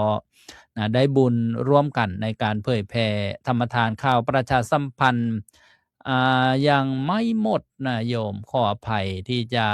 ต่อเวลาพิเศษตรงนี้นิดนึงซึ่งเป็น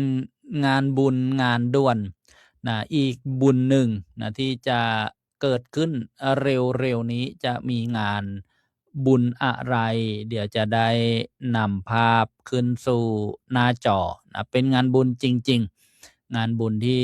นะเป็นกุศลนะเป็นประโยชน์ซึ่งจะมีขึ้นนะปลายเดือนนี้อาตมากำลังเอาภาพมาปรากฏให้ท่านผู้ชมทางโซเชียลมีเดียนะงานบุญทอดนะทอดอีกแล้วของทอดมาอีกแล้วโยมนะรวมเป็นเจ้าภาพทอดผ้าป่าสามัคคีนะเพื่อสมทบทุนที่จะมุงหลังคา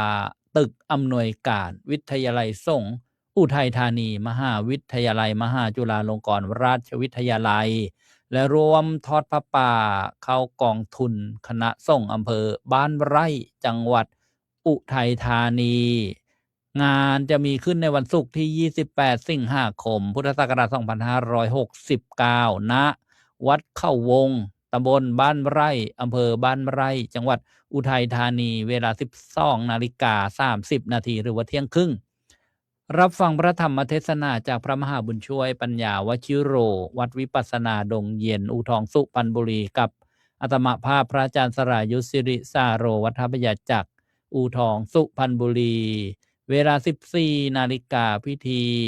สวดพระพุทธมนต์และเจริญจิตตภาวนาอุทิศถวายพระราชกุศลแด่สมเด็จพระนางเจ้าสิริกิติ์พระบรมราชินีนาถพระบรมราชชนนีพันปีหลวงตามมติมหาเถรสมาคมครั้งที่ 8 ประจำเดือนสิงหาคมเวลา 14:40 นาทีพิธีทอดผ้าป่าสามัคคีเพื่อสมทบทุนมุงหลังคาตึกอำนวยการวิทยาลัยสงฆ์อุทัยธานีมหาวิทยาลัยมหาจุฬาลงกรณราชวิทยาลัยและสมทบทุนกองทุนคณะสงฆ์อำเภอบ้านไร่นะจึงประชาสัมพันธ์ญาติโยมทราบกำหนดการงานบุญที่ได้ทราบนะว่าต้องใช้งบประมาณ600,000ในการมุงหลังคานะในงานบุญครั้งนี้นะท่านที่ไปไม่สะดวกก็รวมบุญได้นะไม่พลาดขบวนบุญนี้โอนผ่านบัญชีธนาคารออมสิน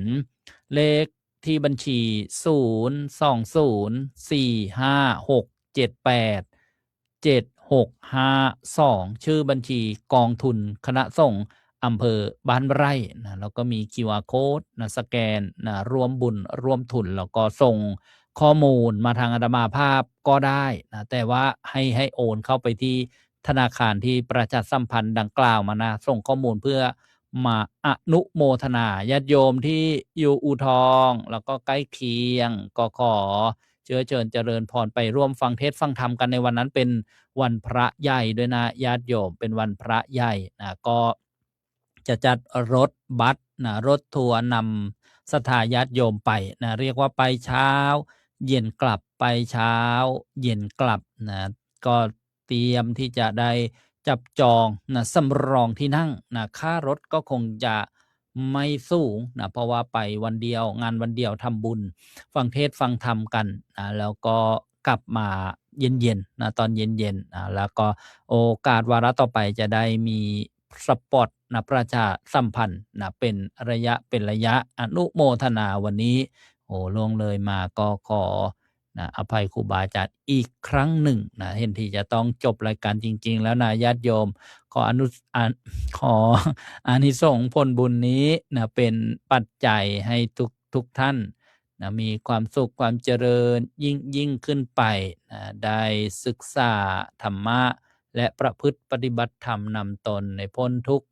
ถึงสุขอันไพบูรย์กล่าวคือมรรคผลพระนิพพานด้วยกันทุกท่าน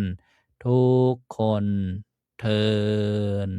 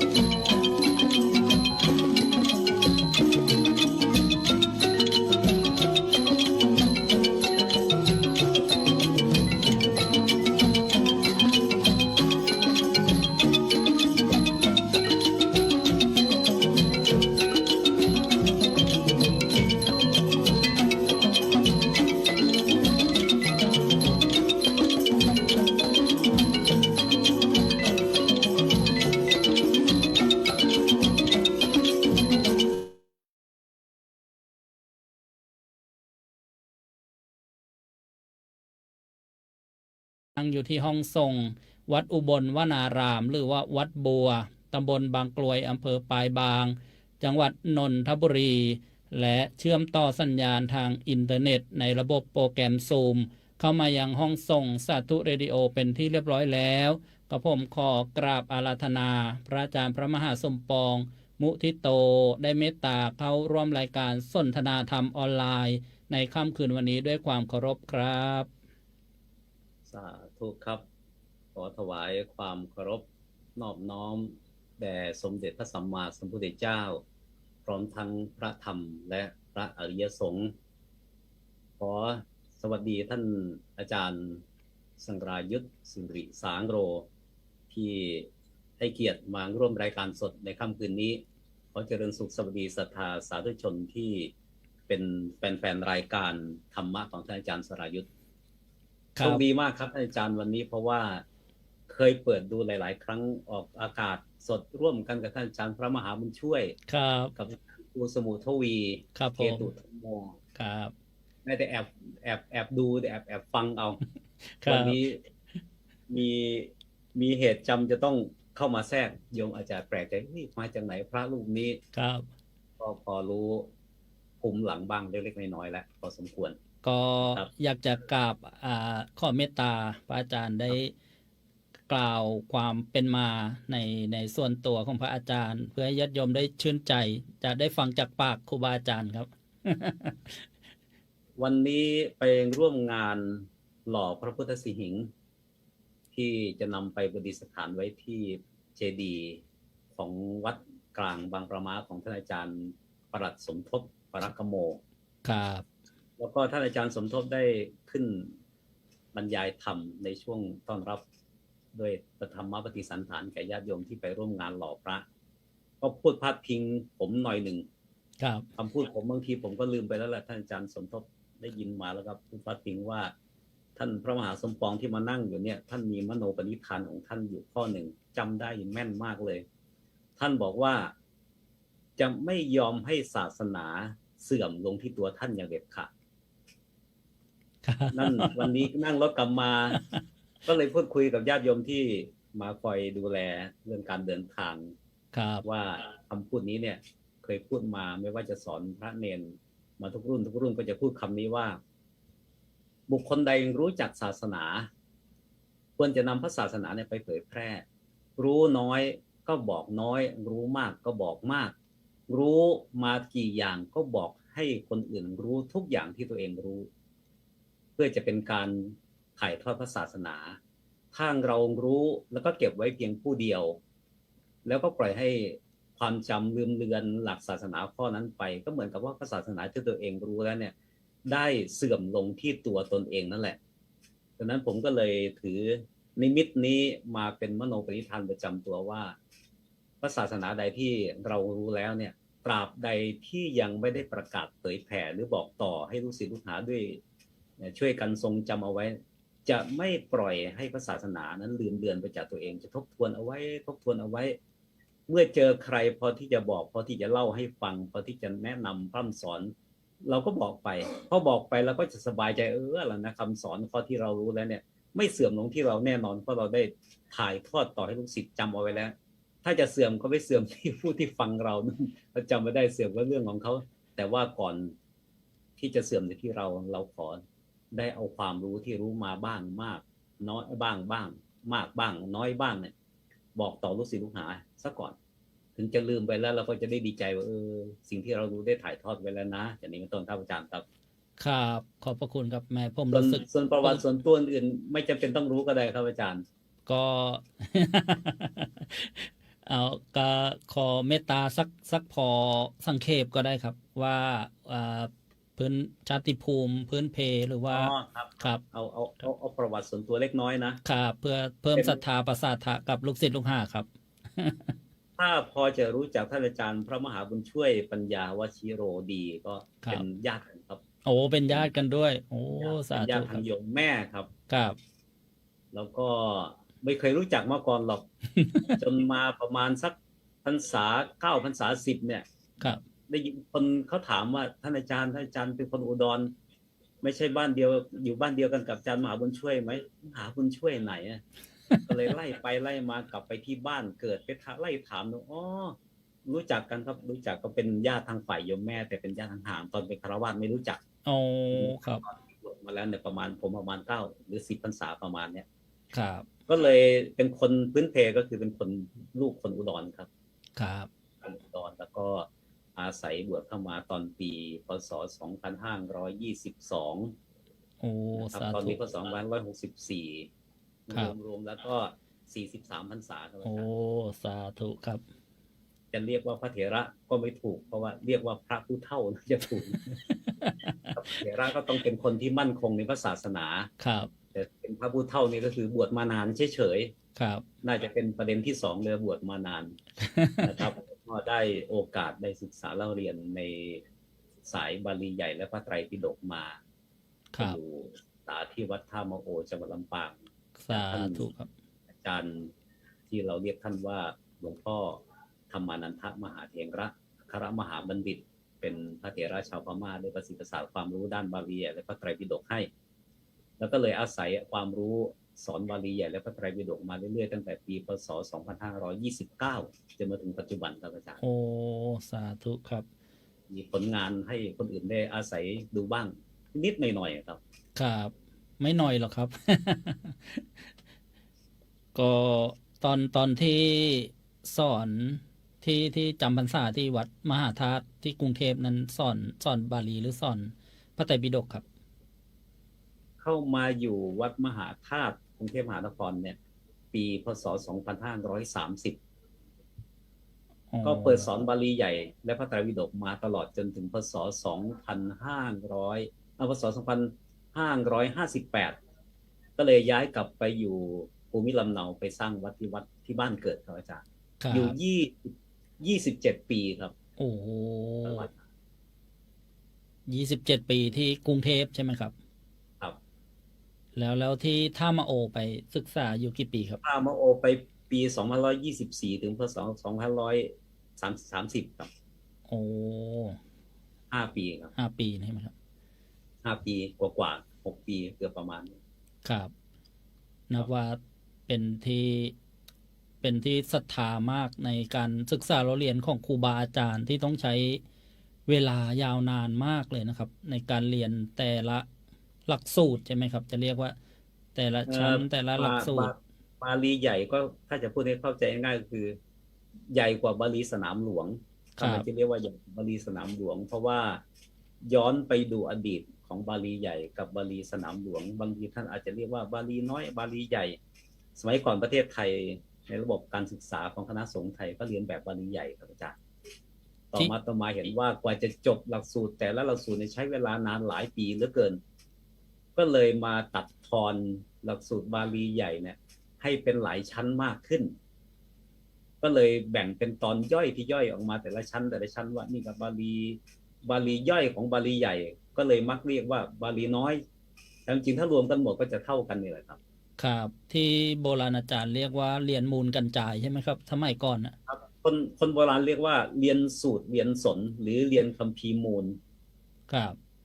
บางทีก็มูลจะมีอยู่2 มูลนะในประเทศไทยที่นิยมเรียนครับ1มูลกระจายครับบางคนก็ไม่เรียกว่ากัดจายก็เรียกว่ากระจายก็มีกระจายไปเลยมูลกระจายก็จะตีความหมายที่อย่างนึงมูลกระจายเนี่ยนะอันนั้นความหมายน่าเกลียดใช่ไหมครับคำว่ามูลกระจายเนี่ยครับกระจายเนี่ยมาจากชื่อของคัมภีร์บาลีมูลเดิมก็คือคัมภีร์กัจจายนะอ๋อครับไทยก็เลยมาเรียกว่ากัจจายกัจจายกัจจายหรือกัจจายนะเนี่ยหมายถึงพระมหากัจจายนะผู้ได้รับเอตทัคคะจากพระพุทธเจ้าในเรื่องขยายเนื้อความย่อให้พิสดารใช่ไหมอันนั้นก็ค่อยขยายต่อไปก็คือคัมภีร์บาลีใหญ่เป็นคัมภีร์ที่มีองค์ประกอบอยู่3 อย่างครับ 1สูตรก็คือแม่บทของคัมภีร์นั้นว่าด้วยเรื่องหลักอะไรบ้างนะอย่างที่2ก็คือคำอธิบายหรือคำแปลและอธิบายสูตรและอันที่3ก็คือตัวอย่างที่ยกมาจากพระไตรปิฎกว่าสูตรนี้ไปตรงกับอุทาหรณ์ที่พระพุทธองค์ทรงแสดงเอาไว้คำนี้ ดังนั้นในบรรดาคัมภีร์สายบาลีคัมภีร์ใดที่มีองค์ประกอบ3คือมีสูตรมีวุติคำแปลสูตรและอุทาหรณ์จากพระไตรปิฎกมาไว้ในที่เดียวกันมักจะเรียกคัมภีร์นั้นว่าคัมภีร์บาลีใหญ่ครับอาจารย์มีครบตาม3หัวข้อนี้ใช่ไหมครับครบตาม3หัวข้อแล้วก็ตัวตำราที่จะเรียกบาลีใหญ่ด้วยคือเป็นภาษาบาลีล้วนๆสูตรก็เป็นบาลีแปลก็แปลบาลีเป็นบาลีอุทาหรณ์ที่ยกมาจากพระไตรปิฎกก็เป็นอักษรคำบาลีจึงเรียกว่าบาลีใหญ่อีกประการหนึ่งซึ่งคัมภีร์บาลีใหญ่ที่ประเทศไทยณวันนี้มีอยู่3สายคัมภีร์บาลีใหญ่ครับสายที่1เรียกว่าสายคัมภีร์กัจจายนะที่เรียกสั้นๆว่าคัมภีร์มูลกัจจายเนี่ยแหละครับมูลกัจจายเนี่ยนะครับคัมภีร์สายที่2คือคัมภีร์สายโมคคัลลานะก็เป็นชื่อของคัมภีร์ต้นนะสายคัมภีร์กัจจายนะก็คือคัมภีร์กัจจายนะไวยากรณ์เป็นคัมภีร์ต้นหลังจากนั้นก็มีคัมภีร์แปลอธิบายขยายเพิ่มเติมมาอีกหลายคัมภีร์เรียกว่าคัมภีร์แม่กับคัมภีร์ลูกหรือจะเรียกว่าคัมภีร์หลักกับคัมภีร์บริวารครับต่อมาสายที่2ก็มีคัมภีร์ไวยากรณ์สายคัมภีร์โมคคัลลานะโมคคัลลานะนี้ก็มีคัมภีร์บริวารอีกหลายคัมภีร์แล้วก็คัมภีร์สายที่3คือคัมภีร์สัทธนีติซึ่งคัมภีร์ที่3นี้คัมภีร์บริวารนั้นมีน้อยถ้าเฉลี่ยแล้วคือคัมภีร์ที่กล่าวลำดับที่1เนี่ยย่อที่สุดคัมภีร์กลางก็ระดับกลางคัมภีร์ภายหลังคัมภีร์พิสดารคัมภีร์ที่ย่อคือคัมภีร์สายกัจจายนะมีคัมภีร์อธิบายมากมายส่วนคัมภีร์โมคคัลลานะอยู่ตรงกลางมีคัมภีร์อธิบายพอปานกลางส่วนคัมภีร์สัทธนีติเนี่ยเป็นคัมภีร์ที่พิสดารที่สุดมีคำอธิบายหรือตำราคัมภีร์อื่นๆที่แต่งอธิบายเนี่ยน้อยนะครับอาจารย์3คัมภีร์เนี่ยปัจจุบันนี้มักเรียกว่าคัมภีร์บาลีใหญ่ครับแล้วก็จะมักมีคำสร้อยต่อจากคัมภีร์บาลีใหญ่ว่าพระไตรปิฎกทำไมจึงเอาบาลีใหญ่กับพระไตรปิฎกเนี่ยมาต่อเชื่อมโยงให้เป็นอันเดียวกันที่ต่อเชื่อมโยงให้เป็นอันเดียวกันก็เนื่องจากว่าคัมภีร์บาลีใหญ่นี้เมื่อเทียบกับบาลีน้อยหรือบาลีสนามหลวงที่เรียนปัจจุบันคัมภีร์บาลีใหญ่มีรายละเอียดที่จะอธิบายพระไตรปิฎกนั้นมากกว่าเมื่อมีมากกว่าก็เลยได้เปรียบตรงที่ว่ามีอุปการะหรือเกื้อกูลต่อการเรียนพระไตรปิฎกได้มากกว่าได้ละเอียดกว่าดังนั้นคนที่เรียนบาลีใหญ่ไม่สามารถจะไปทำอย่างอื่นได้นอกจากเรียนไปเพื่อการศึกษาค้นคว้าพระไตรปิฎกอย่างพิสดารครับครับขอโอกาสถามพระอาจารย์นะครับคัมภีร์หรือว่าพระไตรปิฎกเนี่ยถ้าพูดให้ญาติโยมชาวบ้านเข้าใจง่ายๆได้เข้าใจความเริ่มมีมาตั้งแต่อย่างไรเมื่อไหร่ครับผมคืออย่างนี้นะครับสิ่งที่พระพุทธองค์ได้ทรงแสดงเอาไว้เป็นหลักคำสอนที่เรียกว่าหลักพระศาสนาเนี่ยตั้งแต่พระปฐมเทศนาหลังจากตรัสรู้แล้ว2 เดือนเรียกว่าเป็นปฐมเทศนาหรือปฐมภาสิทธิ์แล้วก็มีปัจฉิมเทศนาหรือปัจฉิมภาสิทธิ์หรือเรียกว่าปัจฉิมโอวาทในวันเสด็จดับขันธปรินิพพานในระหว่างนั้นในระหว่างไม่ใช่อันแรกและไม่ใช่อันสุดท้ายเนี่ยเรียกว่ามัชชิมภาสิทธิ์ปฐมภาสิทธิ์มี1คือปฐมเทศนาธรรมจักรกับปวัตตนสูตรปัจฉิมภาสิทธิ์มี1คือปัจฉิมโอวาทส่วนที่เหลือระหว่างกลางตั้งแต่2จนถึงก่อนสุดท้ายเนี่ยเรียกว่ามัชชิมภาสิทธิ์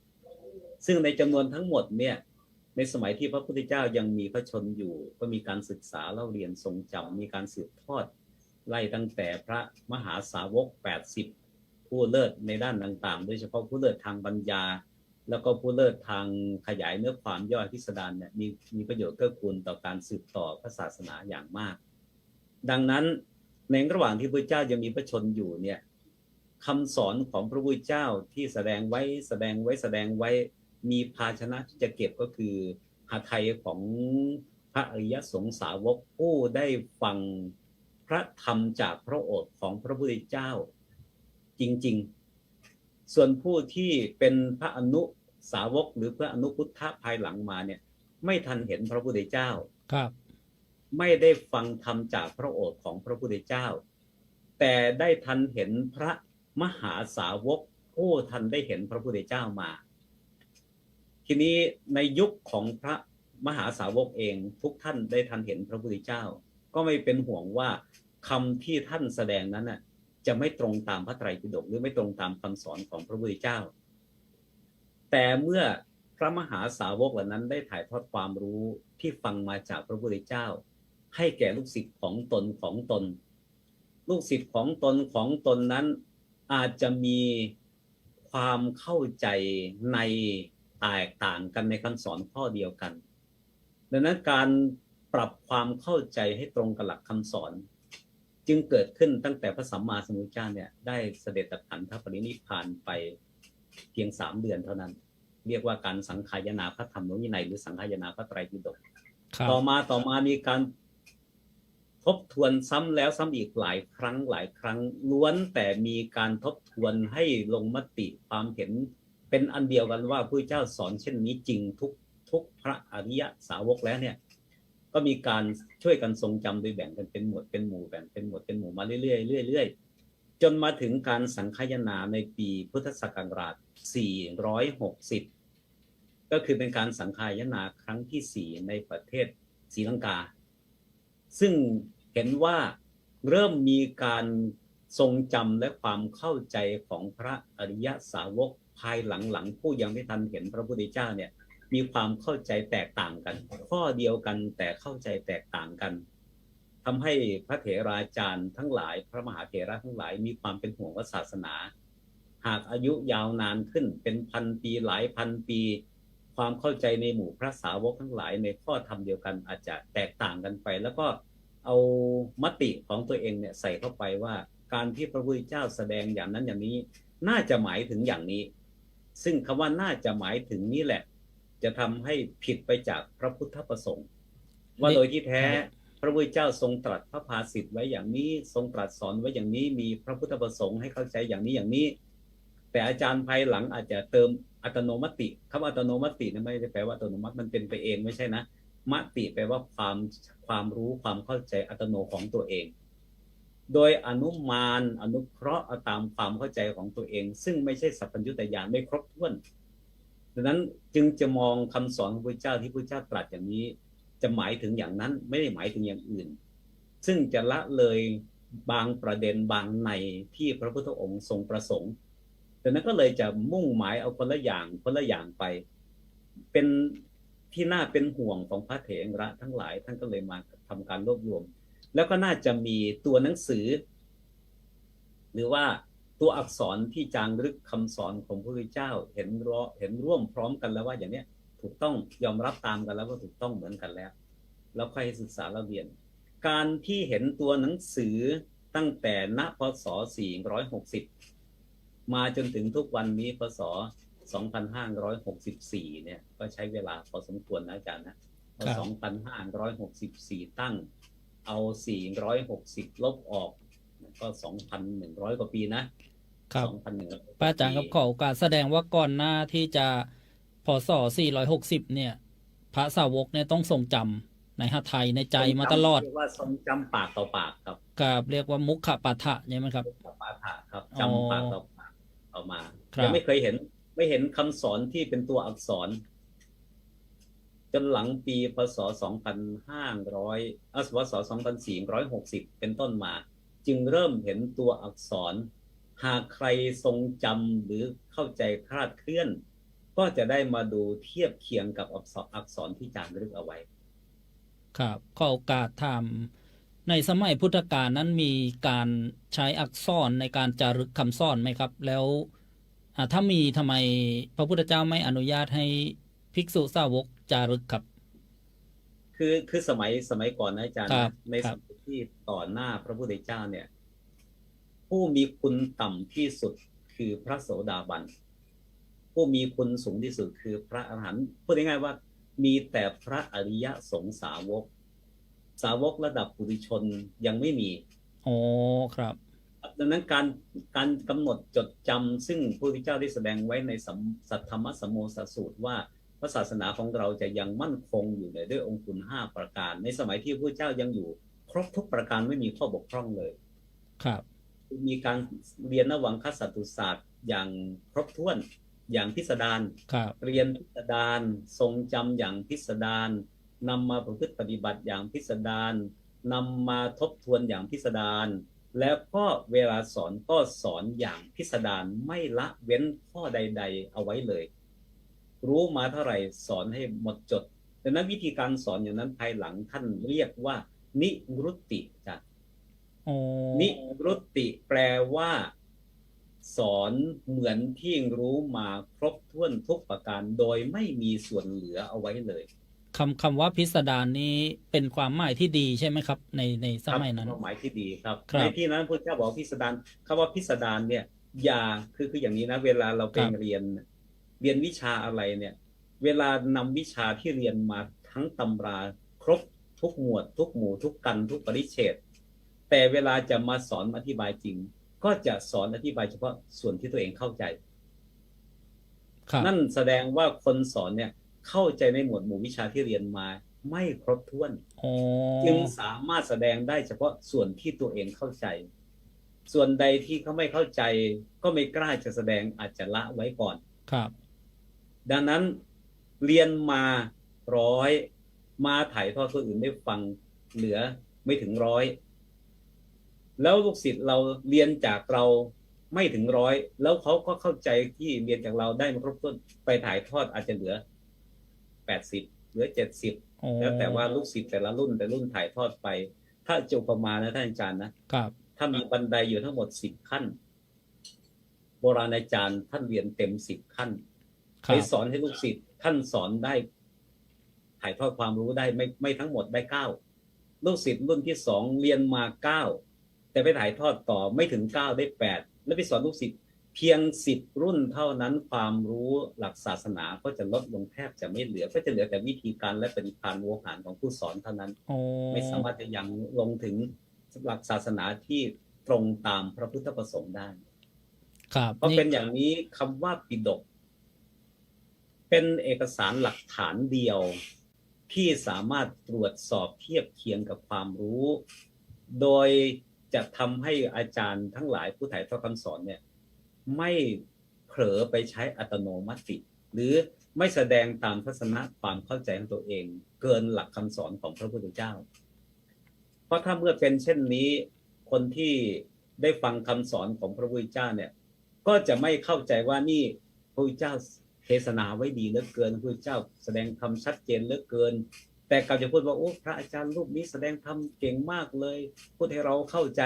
ก็จะกลายเป็นอย่างนั้นอาจารย์นั้นจิตคนฟังธรรมภายหลังๆเนี่ยจึงไม่เข้าถึงระดับพระบรมศาสดาของตน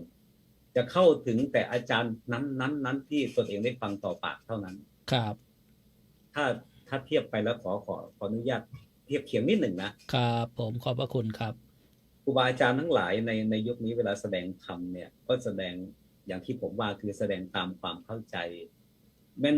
ก็เป็นปกติธรรมดาว่าส่วนใดที่เราไม่เข้าใจเราก็ไม่กล้าที่จะพูดทั้งพูดไปอาจจะกลายเป็นทำพระศาสนาให้เสียหายเพราะความไม่รู้ก็ได้เพราะเมื่อเป็นเช่นนี้ก็เลยละเลยองค์พระศาสดาคำว่าละเลยองค์พระศาสดานี่เป็นอย่างไรก็คือว่าเราจะกล่าวเฉพาะคำขึ้นต้นขอถวายความนอบน้อมแด่องค์สมเด็จพระสัมมาสัมพุทธเจ้าผู้เป็นพระบรมศาสดาของพุทธบริษัท4ทั้งหลายใช่ไหมครับแล้วก็พูดถึงพระธรรมคำสอนพูดถึงพระอริยสงฆ์แต่ในขณะที่กล่าวทำไปเนี่ยไม่ได้กล่าวถึงพระบรมศาสดาว่าพระบรมศาสดาตรัสคำนี้ขึ้นมาเพราะเป็นธรรมข้อนี้เหมาะกับบุคคลผู้มีอัธยาศัยเช่นนี้ซึ่งแตกต่างจากพระศาสนาหรือลัทธิหรือศาสดาอื่นๆสาวกทั้งหลายเนี่ยจะไม่ละเลยจากพระศาสดาทุกคำพูดจะอ้างว่าพระศาสดาตลอดนะแต่บ้านเราเวลาแสดงธรรมไปแล้วก็จะมีอัตโนมัติเกินประสงค์ของพระศาสดาดังนั้นก็จะให้เกิดหลักธรรมปฏิรูปที่เรียกว่าหลักธรรมค่อยๆเจือจางถูกเจือจางด้วยอัตโนมัติของอาจารย์ผู้รู้ศาสนาของพระศาสดาไม่ครบถ้วนหลายๆคนจนมีบางคนอาจารย์ผมฟังท่านแสดงมานะว่าครับเราแสดงธรรมมาเยอะเพิ่งจะรู้วันนี้เองพอได้อ่านพระไตรปิฎกเพิ่งจะรู้ว่าคำสอนของพระพุทธเจ้าเนี่ยเหมือนที่เราแสดงไว้เลย อาจารย์เข้าใจคำพูดนี้ไว้ไหม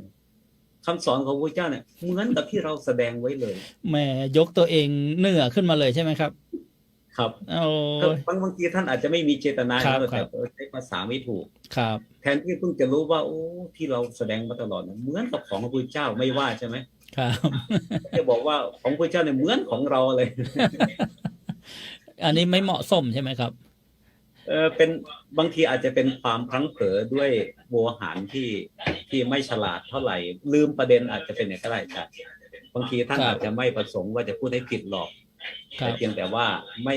ไม่ฉลาดในปฏิภาณโวหารอาจจะเป็นไปได้นะครับหรือจะเป็นอย่างอื่นจากนี้ผมก็ไม่เข้าใจนะอาจารย์นะ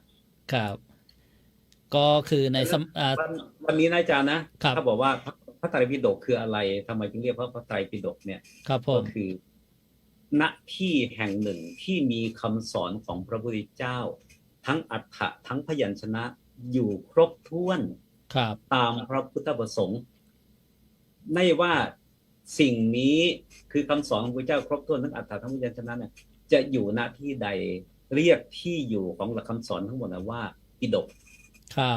เป็นราชาศัพท์ที่เรามักจะเรียกว่าพระปิฎกแบ่งเป็นหมวดใหญ่ๆ3หมวดเรียกว่าไตรก็เลยมักเรียกโดยภาษาโวหารชาวบ้านว่าพระไตรปิฎกครับอาจารย์ครับขอโอกาสนิดนึงครับคำว่าคือว่าชาวบ้าน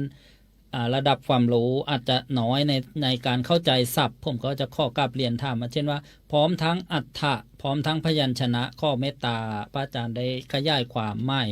ง่ายๆให้ฟังหน่อยครับบางคนฟังพระพุทธเจ้าหรือฟังใครแสดงธรรมก็ตามมักจะฟังที่เสียงมักฟังที่ภาษาพระพุทธเจ้าบอกว่าบางทีปฏิภาณโวหารมักจะปกปิดหรือว่าปิดบังอรรถะบางอย่างเอาไว้เข้าใจภาษาที่ไพเราะกินใจจริงแต่ว่าไม่ยังถึงสภาวะของภาษาบางอาจารย์พูดไม่เพราะแต่ทำให้คนเข้าใจอรรถะสภาวะง่ายแต่บางอาจารย์ไม่ได้ทั้ง2อย่างเลย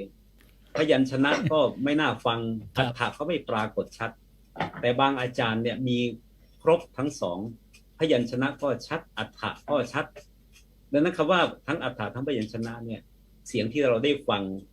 เมื่อเทียบกับตัวหนังสืออักษรแล้วเนี่ยอันนี้มันเป็นพยัญชนะเช่นว่าบุญพยัญชนะก็เสียงที่เราได้ยินว่าปุญญังหรือปุญญานี้หรือว่าบุญนี่แหละแต่เสียงอรรถะเราไม่ได้ยินจะรู้อรรถะได้ก็ตอนแปลความหมายของพยัญชนะดูจึงจะรู้ว่าอรรถะคืออะไรเช่นบุญก็แปลง่ายว่าแปลว่าสะอาดแปลว่าเต็มนี่คืออรรถะคำว่าบุญคือพยัญชนะความหมายว่าสะอาดแล้วก็เต็มคืออรรถะครับอาจารย์เป็นอย่างนี้สาธุครับเป็นอย่างนี้คำว่าพร้อมทั้งอรรถะพร้อมทั้งพยัญชนะกลับมาที่คำถามเมื่อสักครู่ว่าสมัยพุทธกาลมีพระอริยะเยอะใช่ไหมครับจึงไม่มีการจารึกตัวอักษรในพระไตรปิฎกก็จึงไม่มีคัมภีร์ปรากฏในสมัยพระพุทธเจ้ามาปรากฏในตอนสังคายนาครั้งที่4ใช่ไหมครับมีคนถามนะครับไหนว่าพระสัมมาสัมพุทธเจ้ามีพระสัพพัญญุตญาณอตีตังสยานก็ทรงทราบอนาคตังสยานก็ทรงทราบปัจจุบันญาณยิ่งจะชัดกว่านั้นอีกพระพุทธเจ้าไม่ทรงทราบล่วงหน้าหรอกหรือว่าภายในเท่านั้นเท่านี้ปีหรือผ่านไปประมาณเท่านั้นเท่านี้พระศาสนาของพระเจ้าจะเริ่มไม่มีคนเชื่อเสียงพูดแต่จะเชื่อตัวหนังสือแทนพระเจ้ามีสัพพัญญุตญาณเท่านี้ไม่ทราบล่วงหน้าหรือทำไมไม่แสดงให้ใช้อักษรมาตั้งแต่พระองค์ยังมีพระชนอยู่ใช่ไหมครับถ้าไม่จะเป็นคำถามแนวนี้ท่านอาจารย์จะเป็นสภาวะคนละอย่างครับตอนที่พระองค์มีพระชนอยู่เนี่ยพระเจ้าก็จะมุ่งประโยชน์เฉพาะผู้มีมรรคผลเกิดขึ้นเฉพาะหน้าเหมือนว่าจึงไม่ได้ห่วงใยว่าคนผู้เกิดภายหลังผู้ยังไม่มีมรรคผลเฉพาะหน้าก็จะไม่สามารถอย่างรู้พระเจ้าจะไม่ใส่ใจนั้นเพราะเวลาที่ในสมัยของสัมมาสัมพุทธะเรียกว่ายุคของพระพุทธเจ้าเนี่ยเป็นยุคของคนปราดเปรื่องด้วยปัญญาแล้วก็มีเจ้าลัทธิอื่นๆระดับ ปัญญาชนแต่ไม่ถึงอย่างลงถึงญาณทัศนะเนี่ยก็มีครับดังนั้นถ้าจะจารึกถ้าถามว่าอักษรไม่มีหรือสมัยพระพุทธเจ้ามีครับมีหลายอักษรมีใช่ไหมครับอักษรอื่นก็มีอย่างในสมัยที่ถูกกล่าวเอาไว้ในชั้นคัมภีร์อัตถกถาฎีกาภายหลังมาก็จะบอกว่าภาษาที่มีแพร่หลายควบคู่กับภาษาที่พระเจ้าเลือกใช้สมัยที่พระเจ้ายังมีพระชนอยู่เนี่ยมีถึง6 ภาษา6 ภาษาอยู่คาถาหนึ่งอาจารย์นะคาถานี้บอกว่าสักตังปรากริตัญจาปัปพังโสจะปิสาจิกีมาคะทีโสระเสนีจะฉะภาษาปริกิตติตา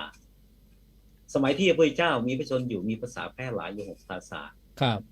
ในจำนวนนั้นจะขอยก1 ภาษาครับเทียบกันกับภาษาของพระพุทธเจ้าที่กล่าวในคาถานี้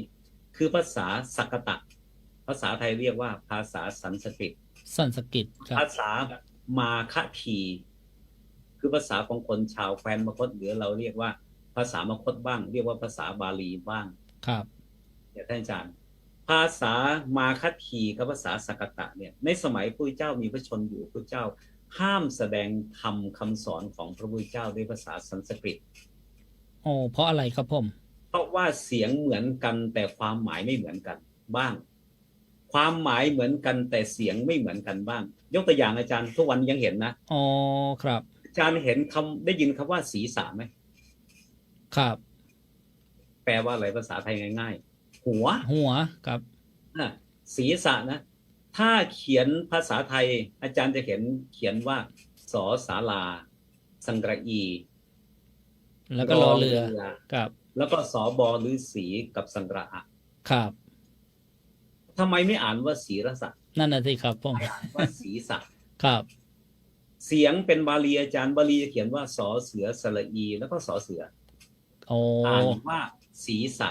แต่เขียนกับไปเขียนเป็นภาษาสันสกฤตว่าศีรษะซึ่งภาษาอังกฤษก็จะมีม้วนลิ้นเนี่ยศีรษะอย่างนี้นะครับเพราะเป็นบาลีออกเสียงชัดๆว่าศีรษะแต่ภาษาอังกฤษเอาศีรษะครับคำแปลเหมือนกันแต่ออกเสียงไม่เหมือนกันเห็นไหมนั้นบางคำเนี่ยก็เสียงเหมือนกันเลยแต่ความหมายแตกต่างกันดังนั้นพระพุทธเจ้าก็เลยบอกว่าภาษาสันสกฤตกับภาษามาคัตถีในสมัยนั้นนะมีความใกล้เคียงกันอย่างมากเลยเมื่อภาษาใกล้เคียงกันหากเวลาแสดงธรรมพระพุทธเจ้าประสงค์ให้เข้าใจอย่างหนึ่งแต่แสดงด้วยภาษาอื่นแล้วผู้ฟังก็จะเข้าใจเป็นอีกความหมายหนึ่งจะผิดความหมายนี่เองครับทีนี้พอทุกวันนี้นะท่านอาจารย์นะครับผมเราแสดงธรรมมีแต่ภาษาไทยเป็นส่วนใหญ่ที่เรากำลังคุยกันอยู่2 คนเนี่ยภาษาไทยใช้ภาษาไทยนั้นเราใช้ภาษาไทยเป็นส่วนใหญ่คนที่เข้าใจโวหารสำนวนภาษาไทยก็จะตีความคำสอนของพระพุทธเจ้าแตกต่างกันไปตามโวหารที่ตัวเองชอบครับพอฟังไปแล้วพระพุทธเจ้าแสดงไว้ดีเข้าใจแล้วอย่างนี้อย่างนี้นี่เองพอไปอธิบายแล้วไม่ใช่คำสอนของพระพุทธเจ้าแล้วและเวลานี้ปฏิรูปที่เรียกว่าพระศาสนาถูกเจือปนด้วยปฏิภาณโวหารที่เกิดปฏิรูปในหลักภาษาขึ้นมาเนี่ยจะทำให้ผู้ศึกษาเข้าใจคลาดเคลื่อนไปจากคำสอนพระเจ้าในมากเวลานี้หากเมื่อไหร่ไม่มั่นใจหรือเกิดสงสัยลังเลอยู่ว่าคำสอนของพระเจ้าข้อนี้ครูบาอาจารย์ทั้งหลายนักปราชญ์ทั้งหลายไปอธิบายอย่างนี้พระพุทธเจ้าอธิบายคำนี้ไว้ว่าอย่างไรขอดูหน่อยเถอะเช่นภาษาหลักธรรมนะอาจารย์นะภาษาหลักธรรมก็สามารถที่เข้าไปดูในพระไตรปิฎกได้หลายเล่มที่เป็นภาษาหลักธรรมโดยเฉพาะเช่นอธิบายคำธรรมะเลยนะในพระวินัยก็อธิบายนะอาจารย์ในพระวินัยก็อธิบายที่แสดงไว้ในภิกขุวิภังภิกขุณีวิภังก็ไปอธิบายขยายความในชั้นมหาวรรคจุลวรรคหรือในปริวารในขั้นพระสูตรแสดงพระสูตรใหญ่ๆไว้ก็ไปอธิบายในปฏิสัมภิทาหรือไปอธิบายในมหานิเทศจุลนิเทศว่าคำนี้แปลว่าอะไรคำนี้แปลว่าอะไรเนี่ยนะครับแล้วก็แม้แต่ในพิธรรมแสดงไว้ในธรรมสังคณีก็อธิบายในวิภังเป็นต้นไปจนถึงมหาประธานเนี่ยเป็นคำอธิบายเป็นชั้นซึ่งจะเข้าใจความหมายของหลักภาษาในชัดเจนมากยิ่งขึ้นแต่ว่าเมื่อเราไม่ได้ศึกษาที่กล่าวไว้เมื่อกี้เนี่ยถ้าเราไม่เริ่มต้นศึกษาภาษาของพระเจ้าด้วยภาษาของพระเจ้าเองเนี่ยก็จะทำให้เราแปลความหมายคำสอนของพระเจ้าโดยพยัญชนะพูดตรงอ่านถูก แต่อาจจะตีความทำให้คลาดเคลื่อนไปจากพุทธประสงค์ครับอาจารย์ครับเราต้องยึดต้นฉบับไว้ใช่ไหมครับเวลานี้ถ้าสมมติว่าเรายึดต้นฉบับไว้ไม่เข้าใจกับเข้าใจแล้วพูดผิดไปจากต้นฉบับอันไหนคิดว่าไหนอาจารย์ว่าคิดว่าไหนน่าจะน่าเชื่อถือกว่ายึดต้นฉบับไว้ใช่ไหมครับอันนี้เป็นความเห็นผมครับอันหนึ่งทรงจำเอาไว้ไม่เข้าใจครับกับอันหนึ่งเข้าใจแต่ไม่ได้ทรงจำถ้าดีเลิศต้องทั้งสองอย่างใช่ไหมครับถ้าดีเลิศต้องทั้งสองอย่างถ้าได้สองอย่างดีที่สุดแต่ถึงขนาดสองอย่างแต่ว่าลดส่วนลงมาถ้าไม่ได้ทั้งสองเลยจะเอาไหนดีนะเอาจำแม่นเนี่ยผมว่าเอาจำแม่นนะระหว่างจำแม่นไม่เข้าใจครับเข้าใจแต่ไม่ได้จำแม่นบางอาจารย์อาจจะอธิบายว่ามีไงคนที่จำเอาไว้ก็เหมือนกับทัพพีตักแกงทัพพีไม่รู้รสแกงใช่ไหมครับคนอย่างเดียวกับลิ้นไม่เคยได้ตักแกงเลยแต่รู้รสแต่มันอย่างนี้นะไม่ได้ตักจริงแต่ไม่รู้หรอกว่ามันต้องมีใครตักใส่ลิ้นซะก่อนลิ้นถึงจะรู้รสนะครับนะต้องมีคนตักเข้าไปใส่ลิ้นซะก่อนลิ้นจึงจะรู้รสอยู่ดีๆลิ้นอยู่ในปากจะรู้รสเปรี้ยวหวานมันเค็มมันแกงก็ไม่รู้นะอาจารย์นะลิ้นไปห้าแกงไม่ได้ใช่ไหมครับหน้าที่ดีที่สุดก็คือต้องมีครบทั้งสองส่วนครับทีนี้วันนี้เนี่ยมาคุยกันเรื่องบาลีทำไมจะเรียนคำสอนของพระพุทธเจ้าพระไตรปิฎกฉบับแปลก็มีความจำเป็นจะต้องไปเรียนภาษาบาลีด้วยหรือเพราะภาษาบาลีเข้าใจยากหรือเกินเราเป็นคนไทยอ่านฉบับแปลเป็นไทยเลยดีไหมครับที่เราเรียนกันเนี่ยเรียกว่าบาลีอักษรไทยใช่ไหมครับพระอาจารย์ถ้าเป็นอักษรจางหรือออกเสียงเป็นบาลีแต่จานด้วยอักษรไทยครับก็เรียกว่าบาลีอักษรไทยอย่างที่อาจารย์ว่าก็ถูกครับก่อนจะมาเป็นกอไก่ขอไข่นี้เป็นอักษรอะไรอักษรธรรมหรือว่าอักษรค้อมหรือว่าอักษรล้านนาหรืออะไรครับผมถ้าเป็นอักษรสมัยก่อนเนี่ยนะครับสมัยยังไม่ได้จารึกนะอาจารย์นะครับตอนที่จารึกครั้งแรกในพระไตรปิฎกเป็นอักษรสีหละหรืออักษรสิงห์หรืออักษรศรีลังกาอาจารย์เพราะว่าเริ่มต้นมีการจารึกคำสอนพระเจ้าด้วยตัวอักษรเนี่ยเริ่มที่อักษรสิงห์หครับโอ้ในใบลานที่จานลงในใบลานใช่ไหมครับอักษรสิงห์หเพราะจานครบถ้วนครั้งแรกคือจานอยู่ที่เกาะสิงห์หที่เกาะศรีลังกาอักษรที่ใช้ในเวลานั้นคืออักษรสิงห์หอ๋ออย่างนี้ขอโอกาสเรียนถามว่าการเข้ามาของพระไตรปิฎกเนี่ยที่เข้ามาสู่ดินแดนสุวรรณภูมิก็ดีหรือว่าอาณาจักรที่ต่อมาเป็นประเทศไทยเนี่ยมาจากทางพม่าหรือมาจากลังกาโดยตรงมาถึงล้านนาหรือว่ามาภาคใต้อะไรอย่างนี้ครับคือในยุคที่เราเรียนรู้เนี่ยบางทีอาจจะหลงลืมประวัติศาสตร์การทำศาสนานะอาจารย์นะไม่ได้จารึกไว้หรือไม่ได้สืบต่อกันมาใช่ไหมครับคือที่ลืมเนี่ยหมายความว่าเราสืบค้นศาสนาที่มาถึงบ้านเราณวันนี้เรียกว่าประเทศไทยเนี่ยในยุคสมัยใดบ้างประวัติศาสตร์ละเลยบางอย่างไปเพราะว่าไม่มีการจารึกไว้ไม่มีการเล่าขานดังนั้นสิ่งที่เราเห็นแล้วก็จารึกเนี่ยเป็นเพียงบางส่วนไม่ใช่ทั้งหมดในเส้นทางศาสนาที่เผยแพร่มาอย่างสุวรรณภูมิเพราะสมัยก่อนเราเรียกประเทศไทยว่าสุวรรณภูมิใช่ไหมครับผมเรียกว่าสุวรรณภูมิแล้วเนี่ยสุวรรณภูมิสมัยนู้นเนี่ยยังไม่มีประเทศไทยยังไม่มีประเทศพม่ายังไม่มีประเทศมาเลเซียอินโดนีเซียเป็นต้นนะครับเป็นซีกเรียกว่าซีกแล้วกันทางปัจจุบันเขาเรียกอะไรเอเชียตะวันออกใช่เอเชียตะวันออกใช่ไหมครับเอเชียตะวันออกเฉียงใต้อะไรครับแล้วไปจดตะวันออกเฉียงใต้อาจารย์ครับทั้งหมดเนี่ยเป็นแหลมสุวรรณภูมิซึ่งถูกกล่าวไว้ในชั้นพระบาลีว่าพระพุทธเจ้าเสด็จที่สุวรรณภูมิเทสะจีนะเทสะมีคำว่าจีนะเทสะด้วยนะอาจารย์โอ้ครับเนี่ยแต่ยุคหลังๆมามีการแบ่งแยกการปกครองก็เลยมีแบ่งกันหลายประเทศทีนี้แต่ละประเทศก็จะพูดเฉพาะรายละเอียดศาสนาที่เข้าสู่เขตประเทศของตัวเองในปัจจุบันครับประเทศไทยก็ไม่ไปพูดถึงหรอกประเทศพม่าศาสนามายังไง แต่จะพูดถึงเฉพาะเข้ามายังนครปฐมใช่ไหม ครับ ก็อยู่ในของปัจจุบันนั้นการเขียนประวัติศาสตร์พระพุทธศาสนาในปัจจุบันนี้เนี่ย ครับ เราก็จะเขียนตามที่เราตีเส้นเขตแบ่งประเทศแล้วเราก็จะเขียนอยู่ในเขตนี้ในประวัติศาสตร์พระพุทธศาสนาประเทศพม่าก็กล่าวต่างจากไทยบางประการไทยก็ต่างจากพม่าบางประการอินโดนีเซียมาเลเซียทางโน้นแหลมมาลายูนั้นก็กล่าวกันแตกต่างกันบางประการแต่ถ้าเอามารวมกันทั้งหมดแล้วก็มาโละประวัติศาสตร์พุทธศาสนาตั้งแต่คัมภีร์มหาวงศ์ทีปวงศ์สยามวงศ์มาเรื่อยนะอาจารย์นะครับ ผมก็จะเห็นศาสนาในสืบเนื่องต่อกันเป็นระยะแล้วถ้าถามว่าภาษาบาลีมาถึงประเทศไทยมาเมื่อไหร่ครับถ้าเอาตามประวัติศาสนาในสมัยพระเจ้าอโศกมหาราชทรงพระธรรมทูต9 สายนะอาจารย์นะครับเราก็จะทราบได้ว่าอ๋อมาในสมัยนั้นแหละสมัยพระเจ้าอโศกส่งพระธรรมทูตมาเผยแผ่เนี่ยซึ่งพระเจ้าอโศกมหาราชทำสังขายนาพระไตรปิฎกกับการจานอักษรเนี่ยคนละสมัยนะอาจารย์นะครับจานทีหลังครับส่งพระสัมมาสัมพุทธทูตออกเป็น9 สายที่8มาสุวรรณภูมิเนี่ยมาก่อนใช่ไหมครับครับมาก่อนครับ ทีนี้ในครั้งที่ได้จานอักษรเป็นอักษรสิงหนบาลีครับบาลีอักษรสิงหนไว้เนี่ยในสมัยพระพุทธโฆษาจารย์พระอัฏฐกถาการในพระอัฏฐกถาจารย์ชาวมคธท่านเห็นว่าประเทศศรีลังกามีการสังฆทานรวบรวมหมวดหมู่หลักธรรมคำสอนพระเจ้าและจานเป็นอักษรไว้ด้วยครับแต่ศูนย์กลางศาสนาคือแคว้นมคธเนี่ยยังไม่มีคำสอนของพระเจ้าที่เป็นตัวอักษรเลยขอโอกาสครับตอนนั้นประมาณพศ700ถึง800ใช่ไหมครับสมัยพระพุทธโฆษาจารย์นะครับห่างกันครับ460กับ800ห่างกันพอสมควรครับเยอะหนึ่งอยู่ครับเยอะอยู่ดังนั้นพอเป็นอย่างนี้เนี่ยพระเถราจารย์ในยุคพระอัฏฐกถาจารย์มาปริวัติไป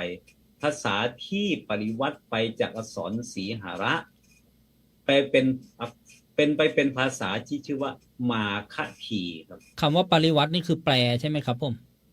เป็นการเปลี่ยนอักษรแต่ภาษายังเป็นบาลีอยู่นะอ๋อครับภาษายังเป็นบาลีออกเสียงแล้วยังเป็นภาษาบาลีอยู่แต่อักษรเปลี่ยนไปอ๋ออันนี้เรียกว่าปริวัติครับเหมือนเราไปปริวัติอักษรบาลีจากอักษรศรีลังกาบ้างอักษรพม่าบ้างมาเป็นฉบับบาลีอักษรไทยอ๋อครับเป็นมองงั้นท่านอาจารย์ทีนี้คำว่าบาลีเนี่ยเกิดขึ้นเมื่อไหร่มีสารคดีของชาวนักวิจัยเรื่องภาษาในสายพุทธศาสนาที่มีการแพร่หลายอยู่ในระยะหนึ่งนะอาจารย์นะครับผมค้นคว้าประวัติศาสตร์พุทธศาสนาโดยเฉพาะเรื่องคำว่าภาษาบาลีครับคำว่าภาษาบาลีเนี่ยเกิดในภายหลังคำว่าบาลีนะครับเพราะภาษาที่จะเรียกว่าคำสอนของพระพุทธเจ้าเนี่ยมีหลายคำที่เรียกขานว่าแปลว่าภาษาบาลีที่เรารู้จักเนี่ยเช่นภาษามาคทีสภาวะนิรุตติธรรมนิรุตติอริยภาษาบางคนเรียกว่าอริยกะภาษาก็แล้วแต่อ๋อครับเนี่ยเป็นภาษาที่มีสภาวะมีลักษณะมีอาการซึ่งเป็นอัตหรือเป็นอาการหรือเป็นเนื้อความเนี่ยซ่อนอยู่ในภาษาทีนี้คำว่าบาลีเนี่ยท่านเรียกภาษาใดก็ตามที่เขียนแล้วมีน้ำเสียงพ้องตรงกันกับที่พระพุทธเจ้าทรงแสดงเอาไว้ภาษาอักษรนี้สามารถรักษาคำสอนของพระพุทธเจ้าตามเสียงของพระพุทธเจ้าได้อย่างครบถ้วนจึงเรียกอักษรไม่ว่าอักษรอะไรก็แล้วแต่ที่จานแล้วได้น้ำเสียงตรงกับคำสอนพระพุทธเจ้าเรียกว่าอักษรบาลีอ๋อครับแปลว่าอักษรที่รักษาคำสอนของพระพุทธเจ้าไว้เพราะคำว่าบาลีแปลว่ารักษาอาจารย์ครับผมถ้าปาละเนี่ยแปลว่ารักษาแต่ถ้าปาลีเนี่ยเป็นคำขยายของคำว่าภาษาซึ่งเป็นคำไวยากรณ์เรียกว่าเป็นคำอิถีลิงครับนั้นเสียงสระอีเนี่ยเป็นเสียงของอิถีลิงครับปาลิภาษาก็คือภาษาที่รักษาคำสอนพระพุทธเจ้าเอาไว้นั้นเราจะไปจานด้วยภาษาอะไรก็แล้วแต่ถ้าสมมติว่าเราจานด้วยอักษรไทยแล้วมีทั้งเสียงและเนื้อความเขาเรียกว่ามีทั้งอรรถะและมีพยัญชนะตรงตามที่พระพุทธองค์ประสงค์ได้ก็ให้เรียกภาษานั้นว่าภาษาบาลีไม่ว่าจะยุคไหนก็ตามแต่ถ้าเราจะทบย้อนคืนไปตั้งแต่มีการจานคำสอนของพระเจ้าไว้ด้วยตัวอักษรเนี่ยก่อนหน้านั้นก็มีเสียงอาจารย์ครับมีเสียงก็เสียงก็คือภาษานั่นเองเพราะเสียงกับภาษานี่ก็คือวาจาที่กล่าวออกมานั่นแหละคือภาษาเพราะ ก็แสดงว่าพระเจ้าแสดงภาษาด้วยพุทธสุภาษิตต่างๆหรือว่าพระพุทธพจน์เนี่ยเพราะวจนะกับภาษาก็คือความหมายเดียวกันพุทธพจน์ก็เสียงของพระเจ้าพุทธภาษาก็เสียงของพระพุทธเจ้านั่นก็แสดงว่าภาษาที่พระพุทธเจ้าแสดงนั้นแหละที่จะรักษาหลักคำสอนของพระพุทธองค์เอาไว้ก็สามารถพบย้อนคืนไปถึงสมัยพุทธกาลว่าแม้แต่พระพุทธเจ้าตรัสก็คือภาษาบาลีครับเพราะเอาความหมายบาลีว่ารักษาคำสอนของพระพุทธเจ้าไว้ครับถ้าพระพุทธเจ้าตรัสคำสอนของพระพุทธองค์เองด้วยเสียงออกมาก็แสดงว่าเสียงที่เปล่งด้วยมาเป็นพระวาจาของพระพุทธเจ้าเองก็คือภาษาบาลีนั่นเองเพราะเป็นภาษาเดียวที่รักษาคำสอนของพระพุทธองค์ไว้แต่เรามักจะมาเรียกภาษาบาลีในยุคที่เขียนเป็นตัวอักษรแล้วว่าอักษรบาลีหรือภาษาบาลีจริงๆทุกภาษาเสียงที่พระเจ้าตรัสมาก็ล้วนแต่เป็นบาลีทั้งหมดครับอาจารย์แล้วก็มาสืบกันมาเรียนกันทีนี้ก็การเรียนเนี่ยภาษาบาลีเนี่ยมีความจำเป็นไหมนะที่พระภิกษุสามเณรจะต้องเรียนเพื่อให้เข้าใจหลักบาลีไวยากรณ์หรือญาติโยมจะต้องมาเรียนด้วยเนี่ยครับผมอักษรภาษาบาลีที่เรียกว่าบาลีไวยากรณ์หรือคำบาลีอื่นๆถ้าเมื่อไหร่ความเข้าใจคลาดเคลื่อนไปจากของพระพุทธเจ้าเราก็จะปรับกลับมาให้ถูกดังเดิมก็ด้วยคำสอนที่เป็นภาษาบาลีนั่นแหละอาจารย์ครับดังนั้นจึงเรียกคำสอนที่เป็นบาลีว่าอ้างอิงหรือสาธกหลักฐานถ้าจะอธิบายว่าพระพุทธเจ้าตรัสอย่างนี้คำอธิบายนั้นตรงภาษาของพระพุทธเจ้ากับคำใดเราก็เลยเรียกว่ายกหลักฐานคำสอนพระพุทธเจ้ามาจากพระไตรปิฎกมาอ้างครับอันนี้เรียกว่าถ้าเราอธิบายด้วยภาษาไทยล้วนๆโดยไม่ยกหลักฐานอ้างอิงก็จะทำให้คนตีความเคลื่อนไปแต่เมื่อเราฟังเราอธิบายด้วยเขารู้ภาษาบาลีด้วยเวลามีเวลาก็จะมานั่งดูคำอธิบายภาษาไทยเทียบกับคำบาลีพุทธเจ้าว่าพุทธเจ้าตรัสอย่างนี้พูดอธิบายความหมายอย่างนี้ตรงกันไหมถ้าตรงกันก็แสดงว่าคำสอนพุทธเจ้ายังไม่ผิดเพี้ยนไปยังเป็นคำสอนพุทธเจ้าของจริงของแท้ไม่ว่าจะแสดงธรรมด้วยภาษาอะไรก็ตามแต่เมื่อเทียบกับภาษาบาลีที่พุทธเจ้าตรัสไว้ว่ามีเนื้อความตรงกันก็แสดงว่ายังถูกอยู่กันครับเอา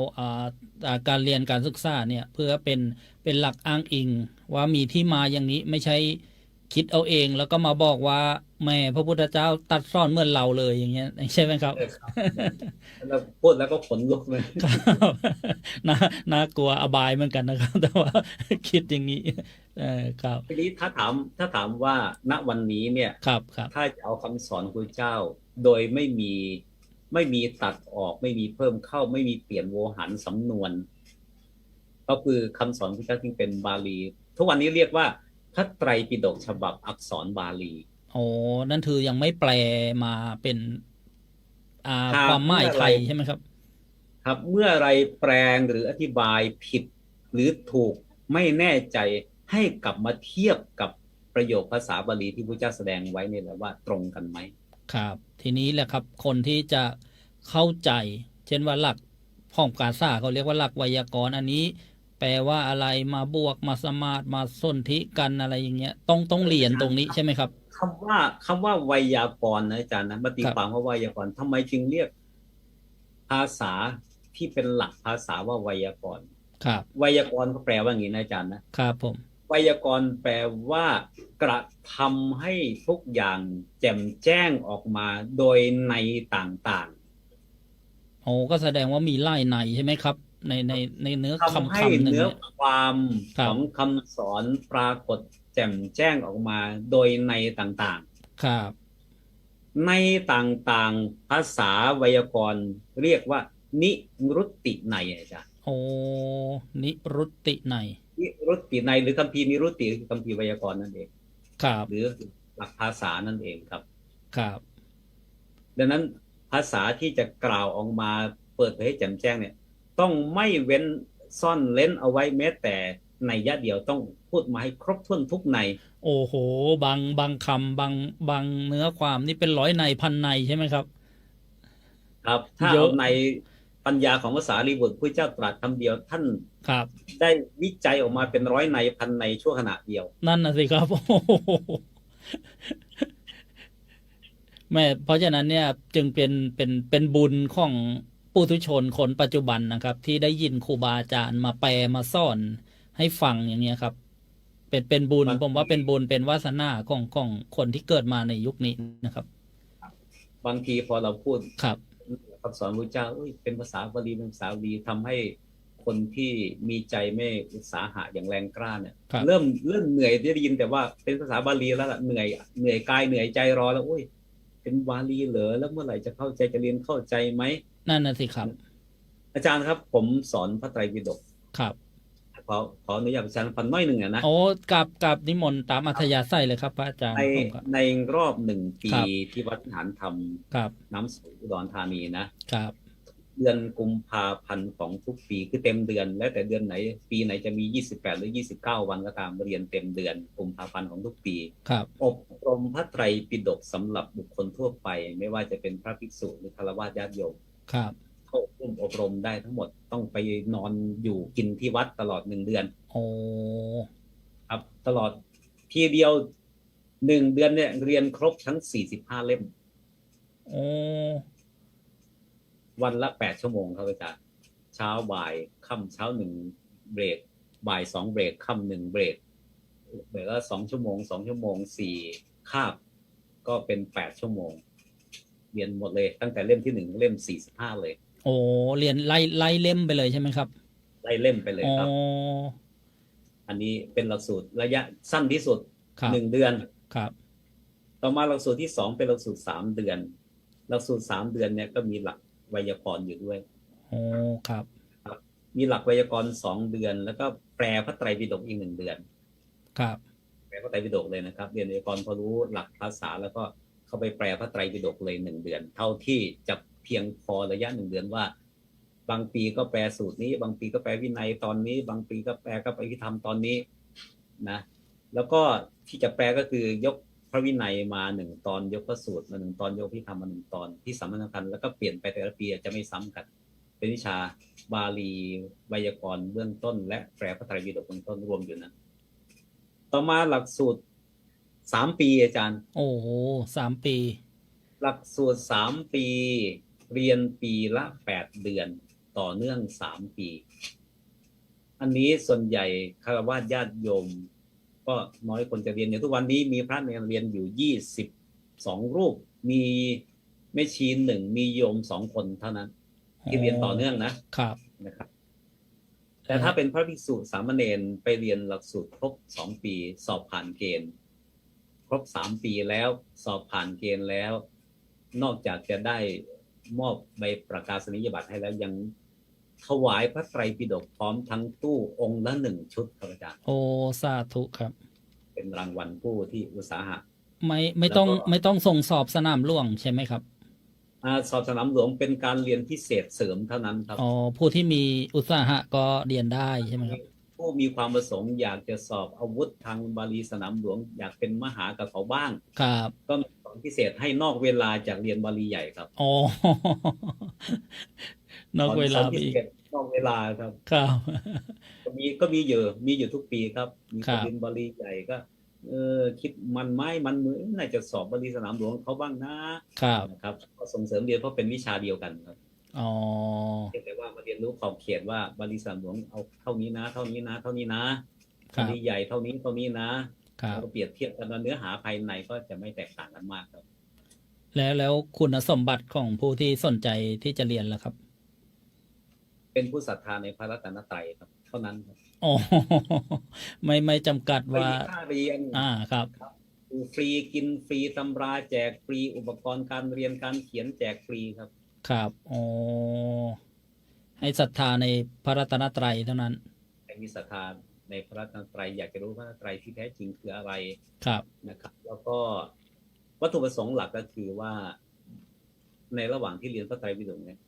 ให้ลืมคำสอนจากบุคคลผู้ไม่ใช่พระพุทธเจ้าไว้ชั่วคราวก่อนวางไว้ก่อนของครูบาอาจารย์เนี่ยใช่ไหมครับครูบาอาจารย์ทั้งหลายทั้งปวงวางไว้ก่อนว่าพระพุทธเจ้าจริงๆแล้วเนี่ย มีขอบเขตเนื้อหาที่พระเจ้าทรงแสดงไว้นะเพียงใดครับแล้วเราก็จะรู้ว่าอื่นจากนั้นคือคำสอนของบุคคลผู้ไม่ใช่พระเจ้าครับอ๋อให้รู้ตรงนี้เอาไว้ไม่งั้นบางทีครูบาอาจารย์บางท่านบางทีอยากจะแสดงความเชื่อมั่นในปฏิภาณูหารของตัวเองนะให้พระเจ้ารับรองก็บอกว่าพระเจ้าตรัสว่าแล้วก็ยกเอาเองผู้เดียวนั่นแหละซึ่งไม่รู้ว่าคำพระเจ้าตรัสว่านั้นมีจริงไหมโอ้ครับซึ่งบางทีก็แพร่หลายทางโลกโซเชียลก็มีบ่อยนะอาจารย์นะอ๋อเป็นพวกคำกลอนคำอะไรอย่างนี้ใช่ไหมครับไม่ใช่ความเป็นคำหลักทฤษฎีคำสอนทั่วไปอ่ะครับพระเจ้าตรัสว่าอย่างนี้เช่นพระเจ้าตรัสว่าไม่ใช่เรื่องบังเอิญที่เราเกิดมาจะได้พบกันอันนี้ถ้าภาษาครับภาษาพระเจ้าตรัสว่านี่สินั่นน่ะสิครับเขาบอกว่าภาษาชาวบ้านเขาเรียกว่าจับใส่พระโอษฐ์พระพุทธเจ้าใช่ไหมครับนั่นแหละ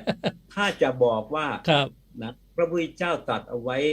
สรุปเนื้อความภาษาไทยได้ความหมายว่าอย่างนี้อย่างนี้นะครับแต่พระพุทธเจ้าตรัสว่าไม่ใช่เรื่องบังเอิญพระพุทธเจ้าพูดภาษาไทยด้วยเหรอ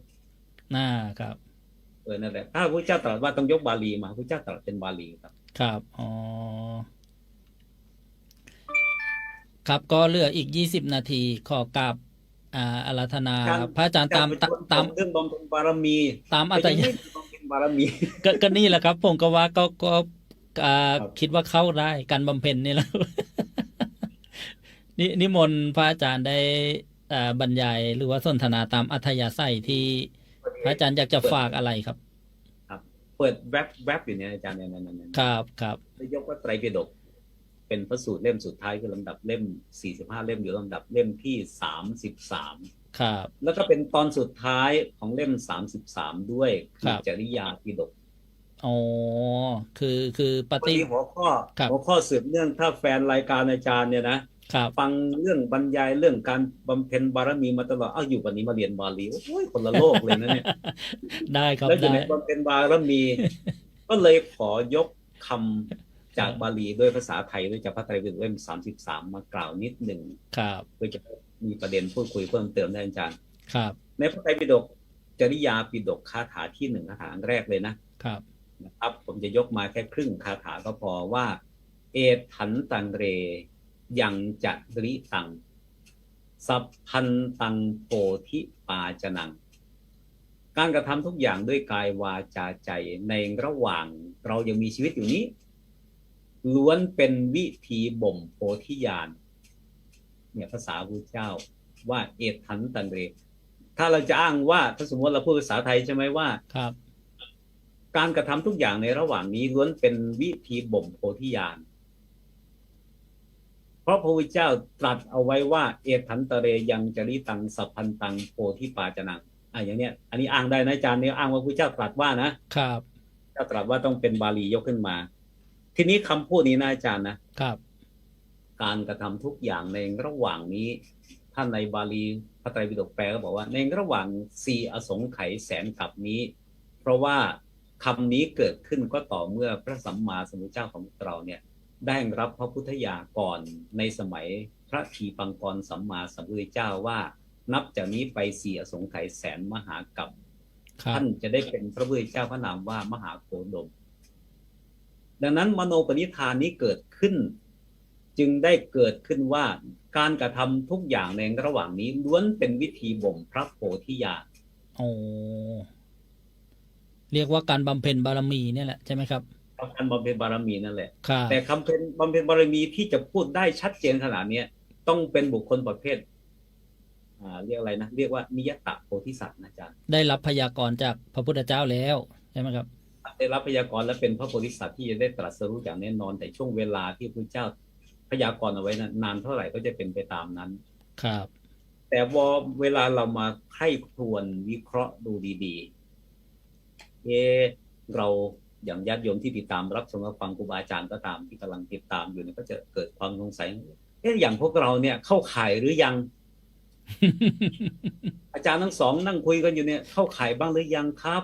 อะไรประมาณนี้อันนี้เอาอะไรเป็นเกณฑ์ล่ะครับนี่แหละเอาอะไรเป็นเกณฑ์เพราะว่าคำว่าสัพพันตังจริตังเนี่ยนะอาจารย์นะคือความประพฤติทุกอย่างทั้งทางกายวาจาใจ เกิดจากมโนปณิธานเดียวเท่านั้นว่าการกระทำของเราอย่างนี้แหละเป็นเหตุปัจจัยให้ได้ตรัสรู้อย่างใดอย่างหนึ่งในโพธิญาณ3ชั้นอาจารย์มีชั้นไหนว่าอย่างไรบ้างครับครับหรือพูดง่ายว่าโพธิสัตว์3ประเภทนะอาจารย์นะประเภทปัญญาธิกะศรัทธาธิกะวิริยาธิกะเนี่ยใช่ไหมครับอันนั้นประเภทพระโพธิสัตว์แล้วก็ต่อมาอีกประเภทโพธิญาณ3ประเภทครับโพธิญาณ3ประเภทก็มี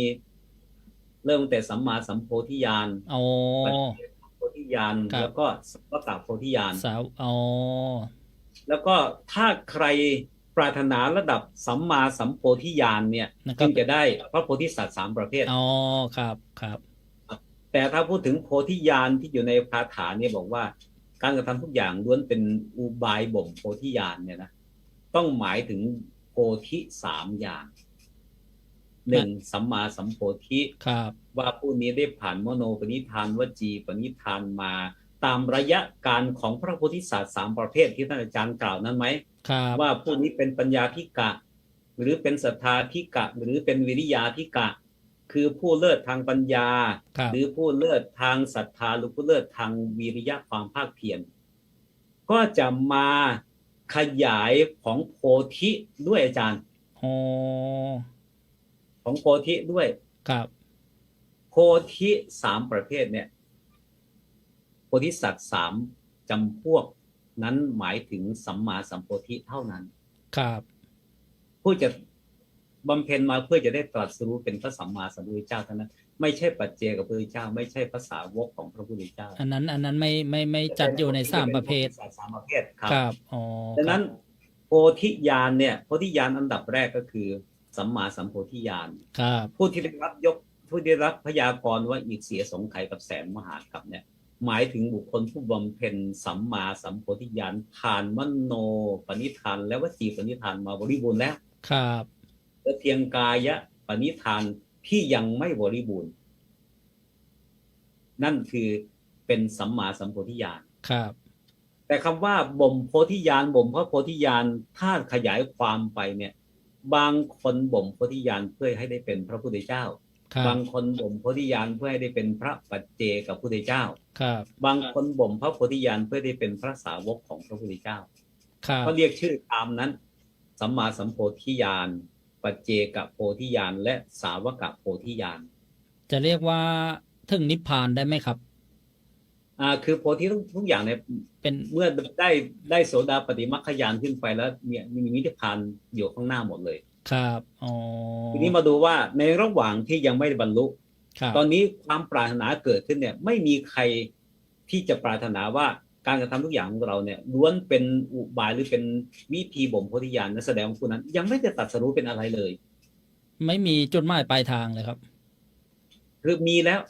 จุดหมายปลายทางแล้วถึงจะแยกชัดว่านี่คือสัมมาสัมโพธิวิธีนี้เป็นพระสัมมาสัมพุทธะเท่านั้นครับวิธีนี้ไปเป็นพระปัจเจกโพธิท่านพระปัจเจกพุทธเจ้าเท่านั้นวิธีเป็นพระสาวกของพุทธเจ้าเท่านั้นชี้ชัดแล้วอาจารย์จึงจะเรียกว่าโพธิญาณดังนั้นมโนปณิธานวจีปณิธานกายปณิธานหมายถึงว่ากายกรรม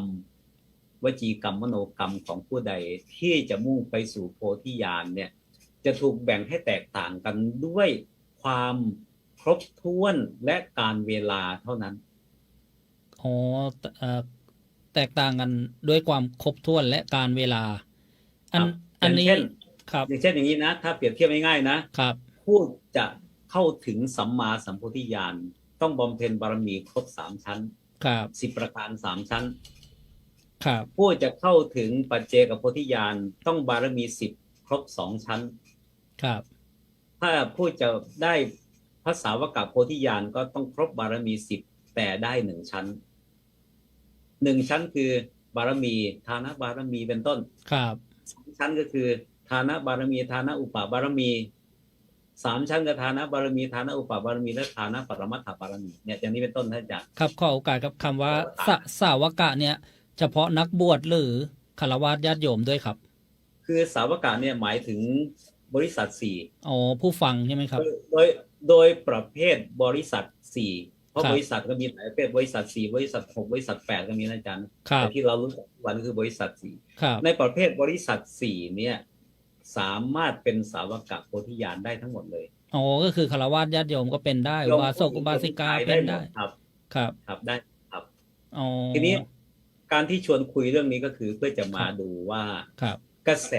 ของบุคคลผู้จะบำเพ็ญบารมีเนี่ยว่ากายวาจาใจทุกอย่างล้วนเป็นไปเพื่อบ่มโพธิญาณตอนนี้คำว่าบ่มนะครับหรือว่าปลูกกล้วยเอาไว้อย่าให้กล้วยมันสุกแล้วก็อร่อยก็ตัดกล้วยที่ยังไม่สุกมาบ่มเอาไว้อย่างนี้เป็นต้นนะครับอันนี้เรียกว่าบ่มเพื่ออะไรบ่มเพื่อจะให้สุกครับเพื่อการบ่มเพื่อจะให้สุกเนี่ยวิธีบ่มแต่ละอย่างนะบ่มยังไงบ่มให้สุกเป็นพระสัมมาสัมพุทธเจ้านะบ่มยังไงบ่มให้เป็นพระปัจเจกพุทธเจ้านะบ่มยังไงบ่มเพื่อจะให้เป็นพระสาวกของพระพุทธเจ้าในบ่มยังไงก็มีวิธีที่แตกต่างกันออกไปกันบ่มแก๊สบ่มธรรมชาติการถามว่าถามว่าคนทั้งหลายทั้งปวงสมมติว่าเวลานี้นะครับมีใครมีอัธยาศัยน้อมไปสู่ความเป็นพระสัมมาสัมพุทธะไหมก็มีข้อตัดสินพอจะทราบเทียบเคียงทราบได้มีใครกำลังบำเพ็ญเพื่อจะได้เป็นพระปัจเจกพุทธเจ้าไหมพระปัจเจกพุทธะไหมก็พอมีข้อปฏิบัติให้เทียบเคียงมีใครที่กำลังบำเพ็ญให้ได้เป็นพระสาวกพุทธะไหมในหมู่พวกเราทั้งหลายที่กำลังพูดคุยกันอยู่นี่แหละครับส่วนคนที่อยู่นอกวงสนทนาแล้วก็ไม่ได้ฟังก็ไม่รู้จะไปกล่าวถึงเขาทำไมเนาะหรือจะมีหรือไม่มีก็ถือว่ายังไม่ได้ฟังวันนี้ทีนี้มาฟังวันนี้ท่านอาจารย์ครับผมถ้าเกิดประเด็นคำถามว่าพวกเราผู้พูดอยู่ก็ดีผู้ฟังอยู่ก็ดีมีใครเข้าข่ายได้บำเพ็ญบารมีอย่างใดอย่างหนึ่งบ้างหรือยังมีข้อแสดงให้เห็นชัดๆง่ายๆบ้างไหมอะไรประมาณนี้นะมีข้อสังเกตอะไรอย่างเงี้ยใช่ไหมครับครับมีข้อเอาสอนให้ดูสังเกตดูตัวเองกันแล้วกันนะครับระดับปณิธานคือมโนปณิธานเนี่ยท่านอาจารย์คือวาจานี้บอกว่าการกระทำทุกอย่างด้วยกายวาจาใจล้วนเป็นอุบายบ่มโพธิญาณเนี่ยเป็นมโนปณิธานที่เกิดขึ้นตราบใดที่ยังไม่เปล่งออกวาจามาเนี่ยเป็นความตั้งใจเด็ดเดี่ยวไม่ผันแปรเป็นอื่นเวลาเช้าตั้งใจอย่างไรเวลาสายบ่ายมาก็ตั้งใจนั้นเวลาเย็นมาทบทวนแล้วก็ความตั้งใจยังมั่นคงอยู่อย่างเดิมไม่เปลี่ยนเป็นอื่นนะแล้วก็มั่นคงอย่างนี้เสมอจนความในใจเนี่ยออกมาทางกายทางวาจาให้เห็นปรากฏชัดเจนว่าการกระทำก็มาจากใจว่านี่คืออุบายบ่มโพธิญาณให้แก่ตนเองไม่เคยคิดว่าอันนี้เราชอบไม่เคยคิดว่าอันนี้เราชังเราชอบเราก็จะทำอันไหนเราไม่ชอบเราก็จะไม่ทำถ้าเป็นเช่นนั้นยังไม่เข้าข่ายสักโพธิญาณเลยจ้ะยังเป้ไปเป้มา ยังไม่เข้าข่าย หรือจะเข้าข่ายบ้างก็เข้าข่ายยังไม่แน่นอนเข้าข่ายยังไม่แน่นอนคำว่าได้รับพยากรณ์จากพระพุทธเจ้าเนี่ยไม่ได้แปลว่ารับพยากรณ์แล้วจะได้เป็นพระพุทธเจ้าเท่านั้นนะครับอริยสาวกอื่นๆก็ได้รับพยากรณ์ครับอย่างเช่นพระโมคคัลลานะพระสารีบุตรท่านปรารถนาพระอัครสาวกก็ได้รับพยากรณ์ว่าจะได้เป็นอัครสาวกชื่ออะไรโคตรอะไรเลิศทางไหนในศาสนาของพระพุทธเจ้าพระนามว่าอะไรนี่ก็ได้รับพยากรณ์เหมือนกันอาจารย์ครับถ้าถามณเวลานี้เราแน่นอนหรือยังเนี่ยนะคงจะตอบว่าคงยังไม่แน่นอนความตั้งใจมีเป็นช่วงๆนะตอนเช้าอารมณ์ดีอยากจะเป็นพระพุทธเจ้า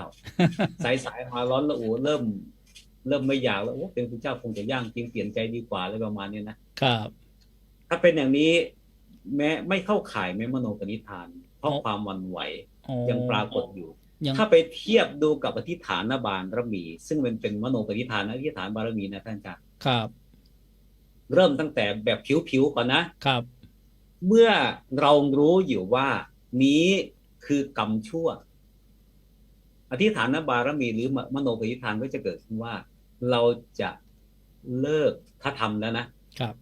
เราจะเลิกถ้าเลิกยังไม่ได้เราจะลดถ้าลดยังได้ไม่ดีพอเราจะบรรเทาถ้าบรรเทาได้แล้วเราจะหลีกจะเลี่ยงไม่วกกลับมายุ่งเกี่ยวกับบาปหรืออกุศลนั้นอีกเลยอันนี้เกิดจากมโนปณิธานถ้ามีมโนปณิธานอย่างนี้เสมออยู่การกระทำด้วยกายวาจาใจใดๆก็จะเป็นการกระทำเพื่อเลิกละอกุศลกัน ครับแล้วอธิษฐานหรือมโนวิธานในทำนองเดียวกันฝ่ายตรงกันข้ามเรารู้อยู่ว่านี้คือกรรมดีนี้คือบุญนี้คือกุศลเราจะบำเพ็ญตราบใดที่บำเพ็ญยังไม่เต็มเปี่ยมยังไม่บริบูรณ์เราจะไม่เปลี่ยนความตั้งใจก็เลยสรุปประเด็น2ประเด็นง่ายๆว่าเมื่อรู้ว่ากรรมนี้เป็นบาปอกุศลเราจะเลิกเราจะละเมื่อใดเลิกและละยังไม่สำเร็จเราจะไม่เปลี่ยนใจอย่างแน่นอนรู้ว่านี้คือบุญนี้คือกุศลเราจะบำเพ็ญให้เต็มตราบใดบำเพ็ญยังไม่เต็มเราจะไม่เปลี่ยนใจอย่างแน่นอนอันนี้มโนปณิธานครับกันถ้าใครเป็นอย่างนี้แล้วก็มีมโนปณิธานอย่างนี้ทุกวันเขาเรียกว่ามีอธิษฐานบารมีเช่นนี้ทุกวันเนี่ยบารมีอื่นก็สามารถอาศัยมโนหรือเจตนาในใจนี่แหละไม่ว่าจะแสดงออกมาทางกายหรือจะกล่าวมาทางวาจาล้วนเป็นไปเพื่อ1ละบาปอกุศล2บำเพ็ญบุญกุศลให้บริบูรณ์ให้สังเกตดูตัวเองอย่างนี้ท่านอาจารย์ครับสังเกตดูตั้งแต่เช้าตื่นจากที่นอนได้สติมาจนได้นอนหลับหมดสติไปเนี่ยมโนปณิธานของเรายังเป็นอย่างนี้2ด้านไม่ดีอย่างนี้ด้านดีอย่างนี้ยังปรากฏอยู่สม่ำเสมอไหมในขณะที่กายขยับสมมติว่านั่งเรียบร้อยจะเอามือออกไปยื่นมือออกไปจะยกขาขยับหน่อยให้ตั้งใจทันไหมว่าการขยับขาของเราครั้งนี้เป็นไปเพื่อบ่มโพธิญาณถึงขนาดนั้นอาจารย์ว่าไหมละเอียดขนาดนั้นใช่ไหมครับต้องละเอียดขนาดนั้นครับครับไม่อย่างนั้นก็จะเป็นไปด้วยความพลั้งเผลอตั้งใจว่าจะทำบุญก็กลายเป็นทำบาปไปครับเนี่ยต้องละเอียดขนาดนี้พอมันเป็นนี้โอ้ยสงสัยข้าพเจ้าสงสัยยังไม่เข้าข่ายถ้าจะเอาขนาดนี้ผมไม่เข้าต้องขนาดนี้อาจารย์ครับไม่งั้นจะเรียกว่าอธิษฐานจะมั่นคงไม่ได้เพราะอธิษฐานไปว่ามั่นคงครับมั่นคงจนกว่าจะสำเร็จอ่ะไม่เปลี่ยนเป็นอื่นอย่างแน่นอนนะซึ่งคำนี้ท่านอาจารย์พระพุทธเจ้าของเราเนี่ยทรงบำเพ็ญมาเรื่อยๆมาจนถึงวันประทับใต้ต้นพระศรีมหาโพธิ์เพื่อตรัสรู้อนุตตรสัมมาสัมโพธิญาณว่าแม้เลือดและเนื้อของเราจะเหือดแห้งไปเหลือแต่เส้นเอ็นและผิวหนังแห้งลิบลัดติดกระดูกอยู่ก็ตามทีถ้าไม่ได้ตรัสรู้จะไม่ลุกจากที่นั่งนี้อย่างแน่นอนเห็นไหมครับนี่มโนปณิธานนะอาจารย์นะนี่มโนปณิธานถ้าเราไม่เคยฝึกมาถึงวันนี้ถ้ายุงมาตอมล่ะถ้ามดไก่มาตัดไก่มากัดขาเราจะนั่งต่อไหมครับคนตกคมมาไม่ทันรู้เนื้อรู้ตัวเราจะหอบผ้าวิ่งหลบไหมใช่ไหมแต่ไม่ได้ฝึกมาครับถ้าไม่ฝึกมาตั้งแต่เริ่มต้นว่าจะบำเพ็ญโพธิญาณคือไม่มีจิตสำนึกอยู่ตลอดเวลาทุกลมหายใจเข้าทุกลมหายใจออกว่าการขยับกายการเผยริมฝีปากอาจารย์นะครับเมื่อไหร่ริมฝีปากเผยให้เสียงออกมาทุกเสียงต่อไปนี้คือวิธีบ่มโพธิญาณของเราโอ้โหทุกการขยับขยื่นร่างกายทุกอนูไม่ว่าเส้นเอ็นไหนมันจะขยับไม่ว่าจะพลิกไม่ว่าจะกระพริบตาไม่จะลืมตาอ้าปากทุกอย่างไม่มีเสียงหรอกเกี่ยวเนื่องกับกายเนี่ยการขยับขยื่นกายทุกครั้งของเราล้วนเป็นวิธีบ่มโพธิญาณโอ้ต้องขั้นนั้นเมื่อไรกายก็ไม่ขยับเมื่อไรวาจาก็ไม่เปล่งเสียงเพียงแต่ดำริในใจอยู่อย่างนั้นบ้างอย่างนี้บ้างทุกความดำริทุกแนวความคิดในใจล้วนเป็นอุบายบ่มโพธิญาณนะจ๊ะโอ้นี่จะได้เกิดความซาบซึ้งความศรัทธาในองค์พระสัมมาสัมพุทธเจ้าว่าพระองค์จะบำเพ็ญบารมีได้เต็มแล้วได้ตรัสรู้ได้มาสอนเวนยศาสตร์นี้ไม่ใช่สั้นๆแล้วก็ไม่ใช่ง่ายๆใช่ไหมครับถ้าใครมีกิริยามีวาจามีเจตนาชัดเจนไม่เปลี่ยนแปลงอย่างนี้บอกกับตัวเองได้เลยว่าเราก็คือผู้หนึ่งในบรรดาผู้กำลังบำเพ็ญบารมีทั้งหลายครับครับเพราะคราวเดียวในวันเดียวกันในชุมชนเดียวกันเนี่ยมีผู้สามารถบำเพ็ญบารมีได้มากมายในระหว่างที่จะบำเพ็ญบารมีเพื่อบรรลุสัมมาสัมพุทธญาณก็มีมากมายหลายคนแต่ว่าใครจะได้เป็นลำดับถึงก่อนเท่านั้นเองแต่การถึงเพียงผู้เดียวส่วนพระปัจเจกโพธิญาณนั้นถึงพร้อมกันได้จำนวนมากไม่จำกัดแม้แต่พระ สาวกโพธิญาณก็เหมือนกันบรรลุพร้อมกันได้ไม่จำกัดจำนวนครับครับก็ก่อนจะจบเวลานี้ขอเมตตาพระอาจารย์ได้ฝากธรรมะหรือว่าพูดคุยกับญาติโยมนะว่าอย่างกับการบำเพ็ญโพธิญาณนี้ญาติโยมจำเป็นไหมหรือว่ามีประโยชน์อย่างไรครับหรือญาติโยมจะบำเพ็ญอะไรยังไงดีครับถ้าเราเป็นประเภทอนิยตะคือยังไม่เที่ยงแท้แน่นอนขึ้นลงครับเอาล่ะถ้าสมมติว่า1 เดือน30 วันโดยเฉลี่ย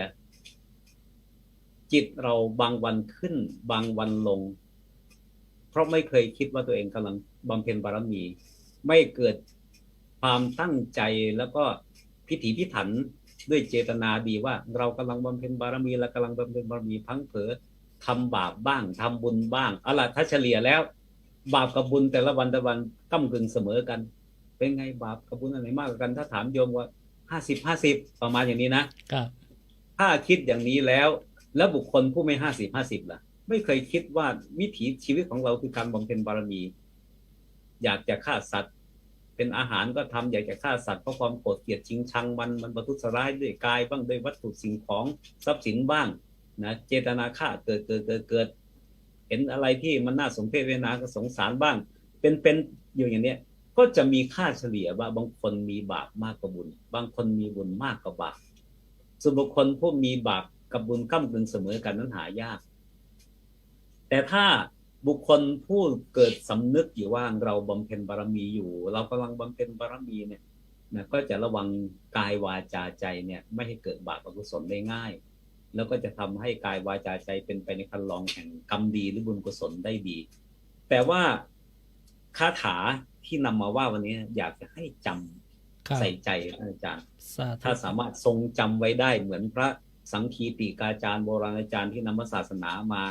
ไม่ผิดเพี้ยนตั้งแต่ได้ฟังจากพระโอษฐ์ของพระเจ้ามาจนถึงวันนี้ได้มีตัวสอนจารึกที่เรียกว่าพระไตรปิฎกเอาไว้เนี่ยอยากจะให้จำเอาไว้เป็นคาถามนต์ขลังถ้าไม่บอกว่าขลังเดี๋ยวเขาจะไม่อยากจำ สาธุเป็นคาถามนต์ขลังดีกว่าเวทมนต์อะไรมากมายเลยคือคำที่ผมพูดมาเมื่อกี้ท่านอาจารย์เอถันตังเรยังจะริตังสัพพันตังโพธิปาจนังอยากจะไม่ได้เขียนตัวหนังสือให้ขึ้นหน้าจอให้นะครับอาจารย์ขึ้นในไม่หน้าจอไม่ทันครับ เอถันตังเรยังจะริตังอาจารย์ว่าตามผมสัก3 จบนะครับเอถันตเรยังจะริตังครับสัพพันตังโพธิปาจนังสัพพันตังโพธิปาจนังการกระทำด้วยกายวาจาใจทุกอย่างการกระทำด้วยกายวาจาใจทุกอย่างในระหว่างนี้ล้วนเป็นวิธีบ่มพระโพธิญาณล้วนเป็นวิธีบ่มพระโพธิญาณเอถันตะเรยังจริตังเอถันตะเรยังจริตังสัพพันตังโพธิปาจนังสัพพันตังโพธิปาจนังการกระทำทุกอย่างด้วยกายวาจาใจ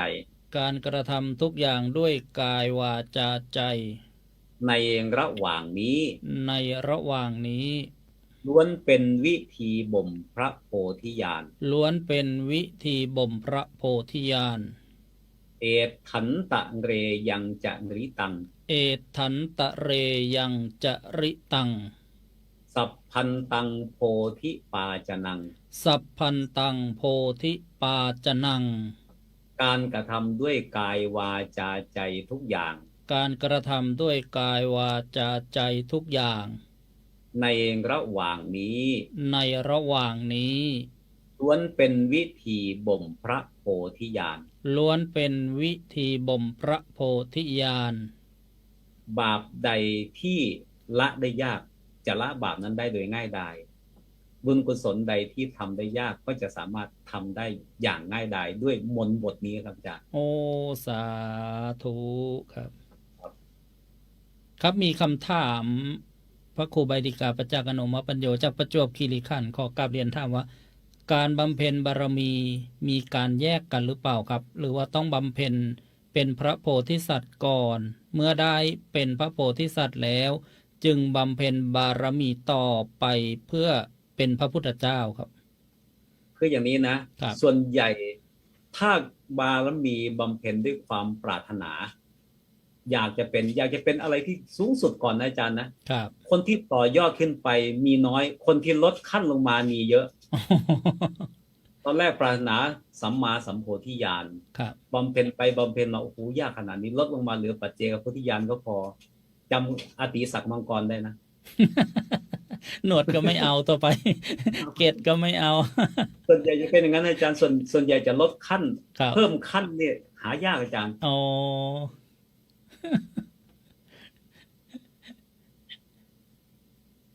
ก็คือว่าผู้ที่จะเป็นปรารถนาจะเป็นพระพุทธเจ้าเนี่ยนะก็คือเป็นพระโพธิสัตว์อยู่แล้วใช่ไหมครับเป็นผู้ที่ปรารถนาเป็นพระเจ้ายังไม่เคยเป็นพระโพธิสัตว์เลยคือมโนปณิธานนะอาจารย์นะครับมโนปณิธานเนี่ยยังเพิ่งอย่างชาติแรกมีเวลาอีกเยอะเท่าไหร่ไม่รู้ก็ได้อีกสัก10 นาทีได้ครับพอ10 นาทีเดี๋ยวเล่าพาหิรนิทานก่อนที่พระเจ้าจะปรารถนาเป็นพระเจ้าองค์ปัจจุบันนะอาจารย์นะเพื่อจะได้มองภาพชัดออกมาสักหน่อยพระพุทธเจ้าชาติหนึ่งเสวยพระชาติเป็นพระคชัปปิยราชแปลว่าพระเจ้าแผ่นดินนามว่าคชัปปิยะชะแปลว่าช้างคชสารนะคชะเนี่ยนะแปลว่าช้างยะแปลว่าชอบมี2 อย่างหนึ่งช้างก็ชอบพระราชาพระราชาก็ชอบช้างเหมือนชาวบ้านชอบเลี้ยงแมวแมวก็ชอบคนนั้นใครเลี้ยงหมาหมาก็ชอบคนนั้นประมาณนี้นะพระเจ้าแผ่นดินพระองค์นี้เนี่ยทรงโปรดช้างมากกว่าอย่างอื่นเวลาเสด็จเป็นมาไหนออกรบก็จะใช้พาหนะคือพญาคชสารนี้ออกประพาสอุทยานหรืออยากจะไปผ่อนคลายพระอิริยาบถด้วยพระองค์เองตามลำพังก็ไม่เคยขาดช้างคู่ใจนี้เลยชาวบ้านชาวเมืองรู้ดีจึงได้ขนานพระนามของพระราชาพระองค์นี้ว่าพระเจ้าคชัปปิยะผู้ทรงโปรดช้างนั่นเองช้างนี้เป็นช้างมงคลเป็นช้างระดับอาชาไนยฝึกง่ายเชื่อฟังเพียงแต่พระเจ้าแผ่นดินประทับอยู่บนคอช้างนี้ดำริอะไรไว้ในใจช้างก็เหมือนรู้ใจทำตามเหมือนที่ดำริไว้ทุกประการนะจ๊ะเข้าใจรู้ใจกันขนาดนี้วันหนึ่งเสร็จจากราชกิจอยากจะพักผ่อนโดยลำพังพระองค์เองจึงรับสั่งหมู่เสนาหมาดว่าวันนี้เราจะไปตามลำพังกับช้างคู่ใจทั้งนั้นไม่ใครตามเสด็จว่าแล้วพระเจ้าแผ่นดินก็ใส่ชุดธรรมดาประทับคอช้างมงคลคู่ใจแล้วก็ไปประพาสอุทยานลำพังกับช้างในขณะที่ช้างทำตามพระพุทธทำตามประสงค์พระองค์ว่าอยากจะไปทางซ้ายช้างก็เลี้ยวไปอยากจะไปทางขวาก็เลี้ยวไปโดยไม่ทันได้ขยับแข้งขยับขาหรือสั่งใดๆเลยช้างรู้ใจขนาดนั้นในขณะที่ประพาสไปตามชายป่าเกือบถึงป่านอกเขตอุทยานช้างมงคลเชือกนี้เรียกว่าช้างนี้แล้วกันช้างหลวงเรียกว่าช้างเลี้ยงเรียกว่าเชือกช้างป่าเรียกว่าตัวช้างพญาช้างนี้ได้เหลือบไปเห็นช้างตัวหนึ่งเขาเรียกว่าช้างพังนะช้างตัวเมียนะช้างเพศเมียนั่นเองเหลือบไปเห็นช้างป่าเป็นช้างพังโยกเยกอยู่ในป่าไกลๆโน้นกำลังหากินกิ่งไม้ใบหญ้าไปตามปกติช้างมงคลนี้ลืมว่าตัวเองเนี่ย เป็นช้างที่ฝึกมาแล้วเป็นช้างประทับของพระเจ้าแผ่นดินลืมทุกอย่างเรียกว่าภาษาบ้านหลังเรียกว่าลืมสติไปชั่วคู่ชูวูบเลยทูงวงกลางหางกลางหูวิ่งไปหาช้างตัวเมียทันทีไม่มีความสำนึกเลยซ้ำว่ามีพระเจ้าแผ่นดินของตัวเองเนี่ยประทับอยู่บนคอมันก็วิ่งไปตามภาษาช้างโยกไปวิ่งลอดกิ่งไม้ใหญ่ท่านอาจารย์พระเจ้าแผ่นดินก็ประทับอยู่บนคอช้างวิ่งลอดกิ่งไม้แล้วตัวเองจะทำยังไงเนี่ยก็กิ่งไม้ก็ปาดกวาดเอาพระองค์จะตกจากช้างดีท่านได้ใช้แขนกอดกิ่งไม้ขาเหนียวกิ่งไม้เอาไว้ตองแต่งมองตามช้างไปอันนี้เป็นความสังเวชครั้งยิ่งใหญ่ทำให้เกิดมโนวิธานขึ้นครั้งแรกว่าจะบำเพ็ญบารมี โดยพระองค์ได้ลำพึงออกมาว่าครับตัณหานี้ช่างร้ายเหลือเกินโอ้เห็นช้างนี้ พยศออกมาใช่ไหมครับพยศต่อตัวเองลืมทุกอย่างกิริยาอาการที่ฝึกมาแล้วอย่างดีเสียอาการหมดเพราะเห็นช้างตัวเมียเท่านั้นพระองค์ก็เลยโอ้โหตัณหานี้กามนี้ช่างร้ายเหลือเกินมีวิธีจะให้พ้นจากกามนี้บ้างไหมนี้จึงเกิดมานิทานขึ้นโดยตรงว่าเราจะบำเพ็ญให้พ้นจากกามนี้ให้จงได้โอ้ครับนี่เป็นมโนปฏิฐานครั้งแรกที่เกิดขึ้นว่าผู้นี้กำลังปรารถนาสัมมาสัมโพธิญาณขอเป็นบารมีเพื่อจะได้เป็นพระสัมมาสัมพุทธเจ้าถ้าถามว่าวันนี้การบำเพ็ญบารมีหนึ่งเริ่มจากตรงไหนก็คือหนึ่งเห็นโทษของความปรารถนาไม่รู้จบสิ้นของตัวเองมองเห็นโทษนะอาจารย์นะพูดง่ายๆถ้าภาษาพื้นๆก็มองเห็นโทษของกามมองเห็นโทษของตัณหาโทษของความอยากเนี่ยใช่ไหมครับครับโทษของความอยากทะเยอทะยานอยากนี่ขนาดเรายังไม่อยากเลยช้างอยากแท้ๆยังทำให้เราทุกข์ยากขนาดนี้ถ้าเราอยากจะขนาดไหนนี่คนเราเป็นทาสของตัณหาเนี่ยจึงมีปัญหามากมายใช่ไหมครับครับอันนี้เป็นแถมฝากเพื่อจะได้มองอะไรชัดเจนโอ้ถ้าคนจะเริ่มเกิดประกายวักขึ้นมาว่าเราจะบำเพ็ญบารมีเนี่ยคืออย่างน้อยนะอาจารย์นะเห็นโทษของกามถ้าใครไม่เห็นโทษของกามไม่มีทางจะได้ตั้งปรารถนาได้บำเพ็ญโพธิญาณแม้แต่สาวกโพธิญาณก็ไม่มีครับก็ขอพระคุณพระอาจารย์ที่ได้เมตตามาให้ความรู้ในรายการสนทนาธรรมออนไลน์ในค่ำคืนวันนี้ขออาราธนาพระอาจารย์ได้อำนวยชัยให้พรให้กำลังใจญาติโยมพุทธบริษัททั้งฝ่ายบรรพชิตแล้วก็คฤหัสถ์และจบรายการครับผมครับสาธุครับพรที่ควรจะได้ดีที่สุดก็คือว่าด้วยอานุภาพแห่งบุญกุศลของทุกท่านที่บำเพ็ญมาเองทั้งอาศัยร่มเงาแห่งพระรัตนตรัยบารมีเดชานุภาพตัวเองไม่พอน้อมเอาเดชานุภาพหรือพุทธานุภาพน้อมเอาธรรมานุภาพน้อมเอาสังฆานุภาพมาบำรุงเสริมเพิ่มธาตุของตัวเองให้แก่กล้าเพื่อจะข้ามพ้นอาสวะทั้งหลายทั้งปวงก็เลยให้พรสั้นว่าบุญกุศลใดที่ท่านทั้งหลายบำเพ็ญมาดีแล้วขอบุญกุศลนั้นจงเป็นปัจจัยให้ได้ละบาปอกุศลได้ทันในขณะที่สติสัมปชัญญะยังดีอยู่แล้วก็สามารถที่จะบำเพ็ญบุญกุศลได้ทันในขณะที่สติสัมปชัญญะยังดีอยู่ถ้าเลยจากนั้นไปก็จะทำได้ยากมากขึ้นดังนั้นเวลานี้กายยังแข็งแรงวาจายังคล่องปากสติสัมปชัญญะยังดีต้องรีบเร่งละบาปอกุศลและบำเพ็ญบุญกุศลละบาปอกุศลเพื่อไม่ให้สิ่งเลวร้ายทั้งหลายมันเข้ามาใกล้บำเพ็ญบุญกุศลก็เพื่อสร้างเกราะป้องกันในสิ่งที่มันชั่วร้ายละได้แล้วเดี๋ยวมันจะกลับมาถ้าไม่บำเพ็ญกุศลป้องกันเอาไว้นั้นขอให้ทำดีทั้งหลายจงเป็นปัจจัยให้ท่านทั้งหลายได้ละบาปอกุศลได้เลยง่ายดายและบำเพ็ญกุศลได้เต็มเปี่ยมอย่างง่ายดายในชาติปัจจุบันนี้ทุกท่านเถิดสาธุสาธุสาธุอนุโมทามินิพพานปัจจโยโหตุหากมีสิ่งใดผิดพลาดล่วงเกินด้วยกายวาจาใจก็ผมขอกราบขอขมาลาโทษขออดโทษขออโหสิกรรมครับ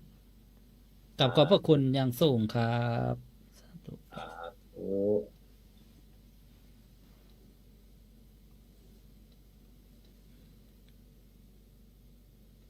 ก็วันนี้ต้องกราบขอบพระคุณครูบาอาจารย์พระอาจารย์พระมหาสมปองมุทิโตนะประธานสงฆ์ศูนย์วิปัสสนากรรมฐานวิหารธรรมหรือว่าวัดวิหารธรรมบ้านตำบลส้มเยี่ยมอำเภอน้ำโสมจังหวัดอุดรธานีที่ได้เมตตาเข้ามาร่วมรายการสนทนาธรรมออนไลน์ซึ่งพระอาจารย์ได้มาจำวัดที่วัดอุบลวนารามหรือว่าวัดบัวตำบลปลายบางอำเภอบางกลวยจังหวัดนนทบุรีและพระอาจารย์พระครูสมุทวีเกตุธรรมโมได้เมตตาส่งข่าวและก็นิมนต์พระอาจารย์ได้ร่วมรายการบรรยายธรรมในค่ำคืนวันนี้ก็เป็นบุญเป็น กุศลเป็นวาสนาเป็นบารมีของเราท่านทั้งหลายเป็นกำลังจิตกำลังใจให้กับครูบาอาจารย์ที่ศึกษาเราเรียนและทำงานพระพุทธศาสนาเผยแผ่พระพุทธศาสนาที่สถานีที่ท่านได้ฟังการกระจายเสียงก็คงคุ้นเสียงการบรรยายธรรมะของพระอาจารย์พระมหาสมปองมุทิโตเป็นอย่างดีวันนี้เป็นโอกาสที่ได้รับฟังสดๆในเรื่องของการบำเพ็ญบารมีแล้วก็ความเป็นมาของพระไตรปิฎกนะเป็นคัมภีร์ของพระพุทธศาสนาของเราขออนุโมทนาสาธุการกับญาติโยมที่ติดตามสดับรับฟังถ้าโอกาสหน้ามีเวลาสะดวกก็จะกราบขอความเมตตาพระอาจารย์ได้เข้าร่วมรายการสนทนาธรรมเป็นวาระโอกาสเพราะว่าเดี๋ยวนี้ในการสื่อสารการเชื่อมต่อสัญญาณก็มีความสะดวกกว่าสมัยก่อนเป็นอย่างมากนะพระอาจารย์ผู้ทรงพระปริยัติและปฏิบัตินะเรียกว่าทั้งศึกษาทั้งปฏิบัติทั้งเผยแผ่นะเป็นแบบอย่างให้ลูกศิษย์ลูกหาฆราวาสญาติโยมได้มีกำลังจิตมีกำลังใจนะวันนี้รายการก็ล่วงเลยเวลาไปบ้างก็คงคิดว่าไม่เป็นปัญหาในการเลยเวลาของรายการปกติเพราะเป็นวาระโอกาสพิเศษนะรายการสนทนาธรรมออนไลน์ก็อนุโมทนาบุญเจ้าภาพญาติโยมทุกท่านที่ให้การสนับสนุนการเผยแผ่พระพุทธศาสนากับทางสถานีนะถ้ามีสิ่งใดผิดพลาดก็ขออภัยแล้วก็ให้ญาติโยมได้ติดตามรับฟังรับชมรายการปกติจากทางสถานีได้และติดตามรับชมรับฟังรายการสนทนาธรรมออนไลน์ได้ใหม่นะในวันพรุ่งนี้เวลาเดียวกันนี้คือ 19:30 นาทีหรือว่า 1 ทุ่มครึ่งถึง 21 นาฬิกาหรือว่า 3 ทุ่มวันนี้ก็ขอโอกาสไม่ได้อ่านรายชื่อรายนามทักทายหรือว่าเอื้อนเอ่ยเผยนามผู้ที่เข้ามารับชมรับฟังก็มีเห็นญาติโยมนะทักทายเข้ามาก็กดถูกใจแล้วก็ไม่ได้เปิดสายหน้าไมค์เพราะว่าเป็นการสนทนาในเนื้อหาสาระนะญาติโยมก็คงจะเต็มอิ่มนะถ้าว่ามีสิ่งใดยังไม่เข้าใจนะก็เอาไว้สอบถามหรือสนทนาในโอกาสเหมาะสมในวันต่อไปสำหรับวันนี้นะอนุโมทนาบุญกับทุกท่านอีกครั้งหนึ่งบุญรักษาเทวดาคุ้มครองขอเจริญพร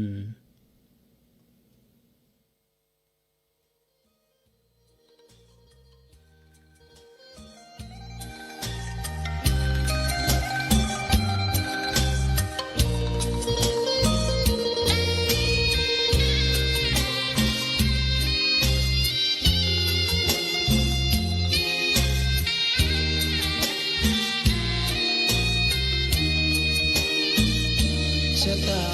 ฟ้าหรือบารมีชักนำถึงอยู่แสนไกลล้ำพระธรรมไม่มีมองไม่ฟ้าเพียงดินยังทวินฝันไฟเข้าดงขมิ้นเมื่อใดอิ่มอกอิ่มใจเสมอสายทางคนดีใจน้อมอธิษฐานบารมีสิ่งดีที่ได้พบเจอเห็นชายผ้าเหลืองทุกวันฝันเพ้ออยากบวชจริงละเมอเข้าวัดบ้านคงเป็นบุญที่เคยเป็นทุนสร้างมารักผ้าเหลืองดังว่าปรารถนาหยุดมันอยากบวชทุกทีผ้าเหลืองผืนนี้ผูกพันอยู่ในใจทุกวันใฝ่ฝันถึงผ้าเหลืองกายวาจาใจสัญญาว่าไม่เสื่อมคลายหัวใจมุ่งหมายหนึ่งไม่มี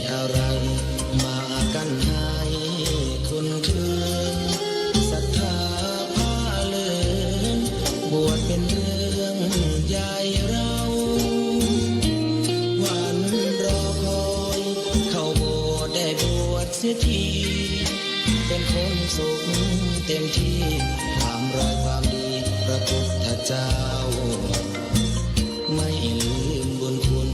พ่อแม่การุณเลี้ยงเราผ้าเหลืองห่มกายคลายเศร้าพ่อเราแม่เราศรัทธาสุขใจจริงๆเป็นชายแต่หัวใจสิงพูดจริงทำจริงทุกอย่างทุกคืนทุกวัน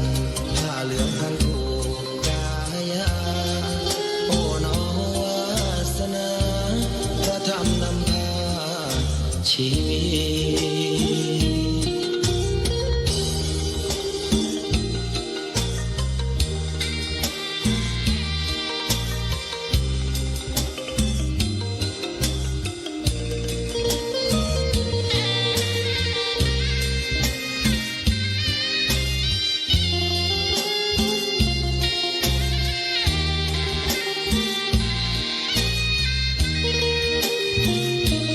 วันรอคอย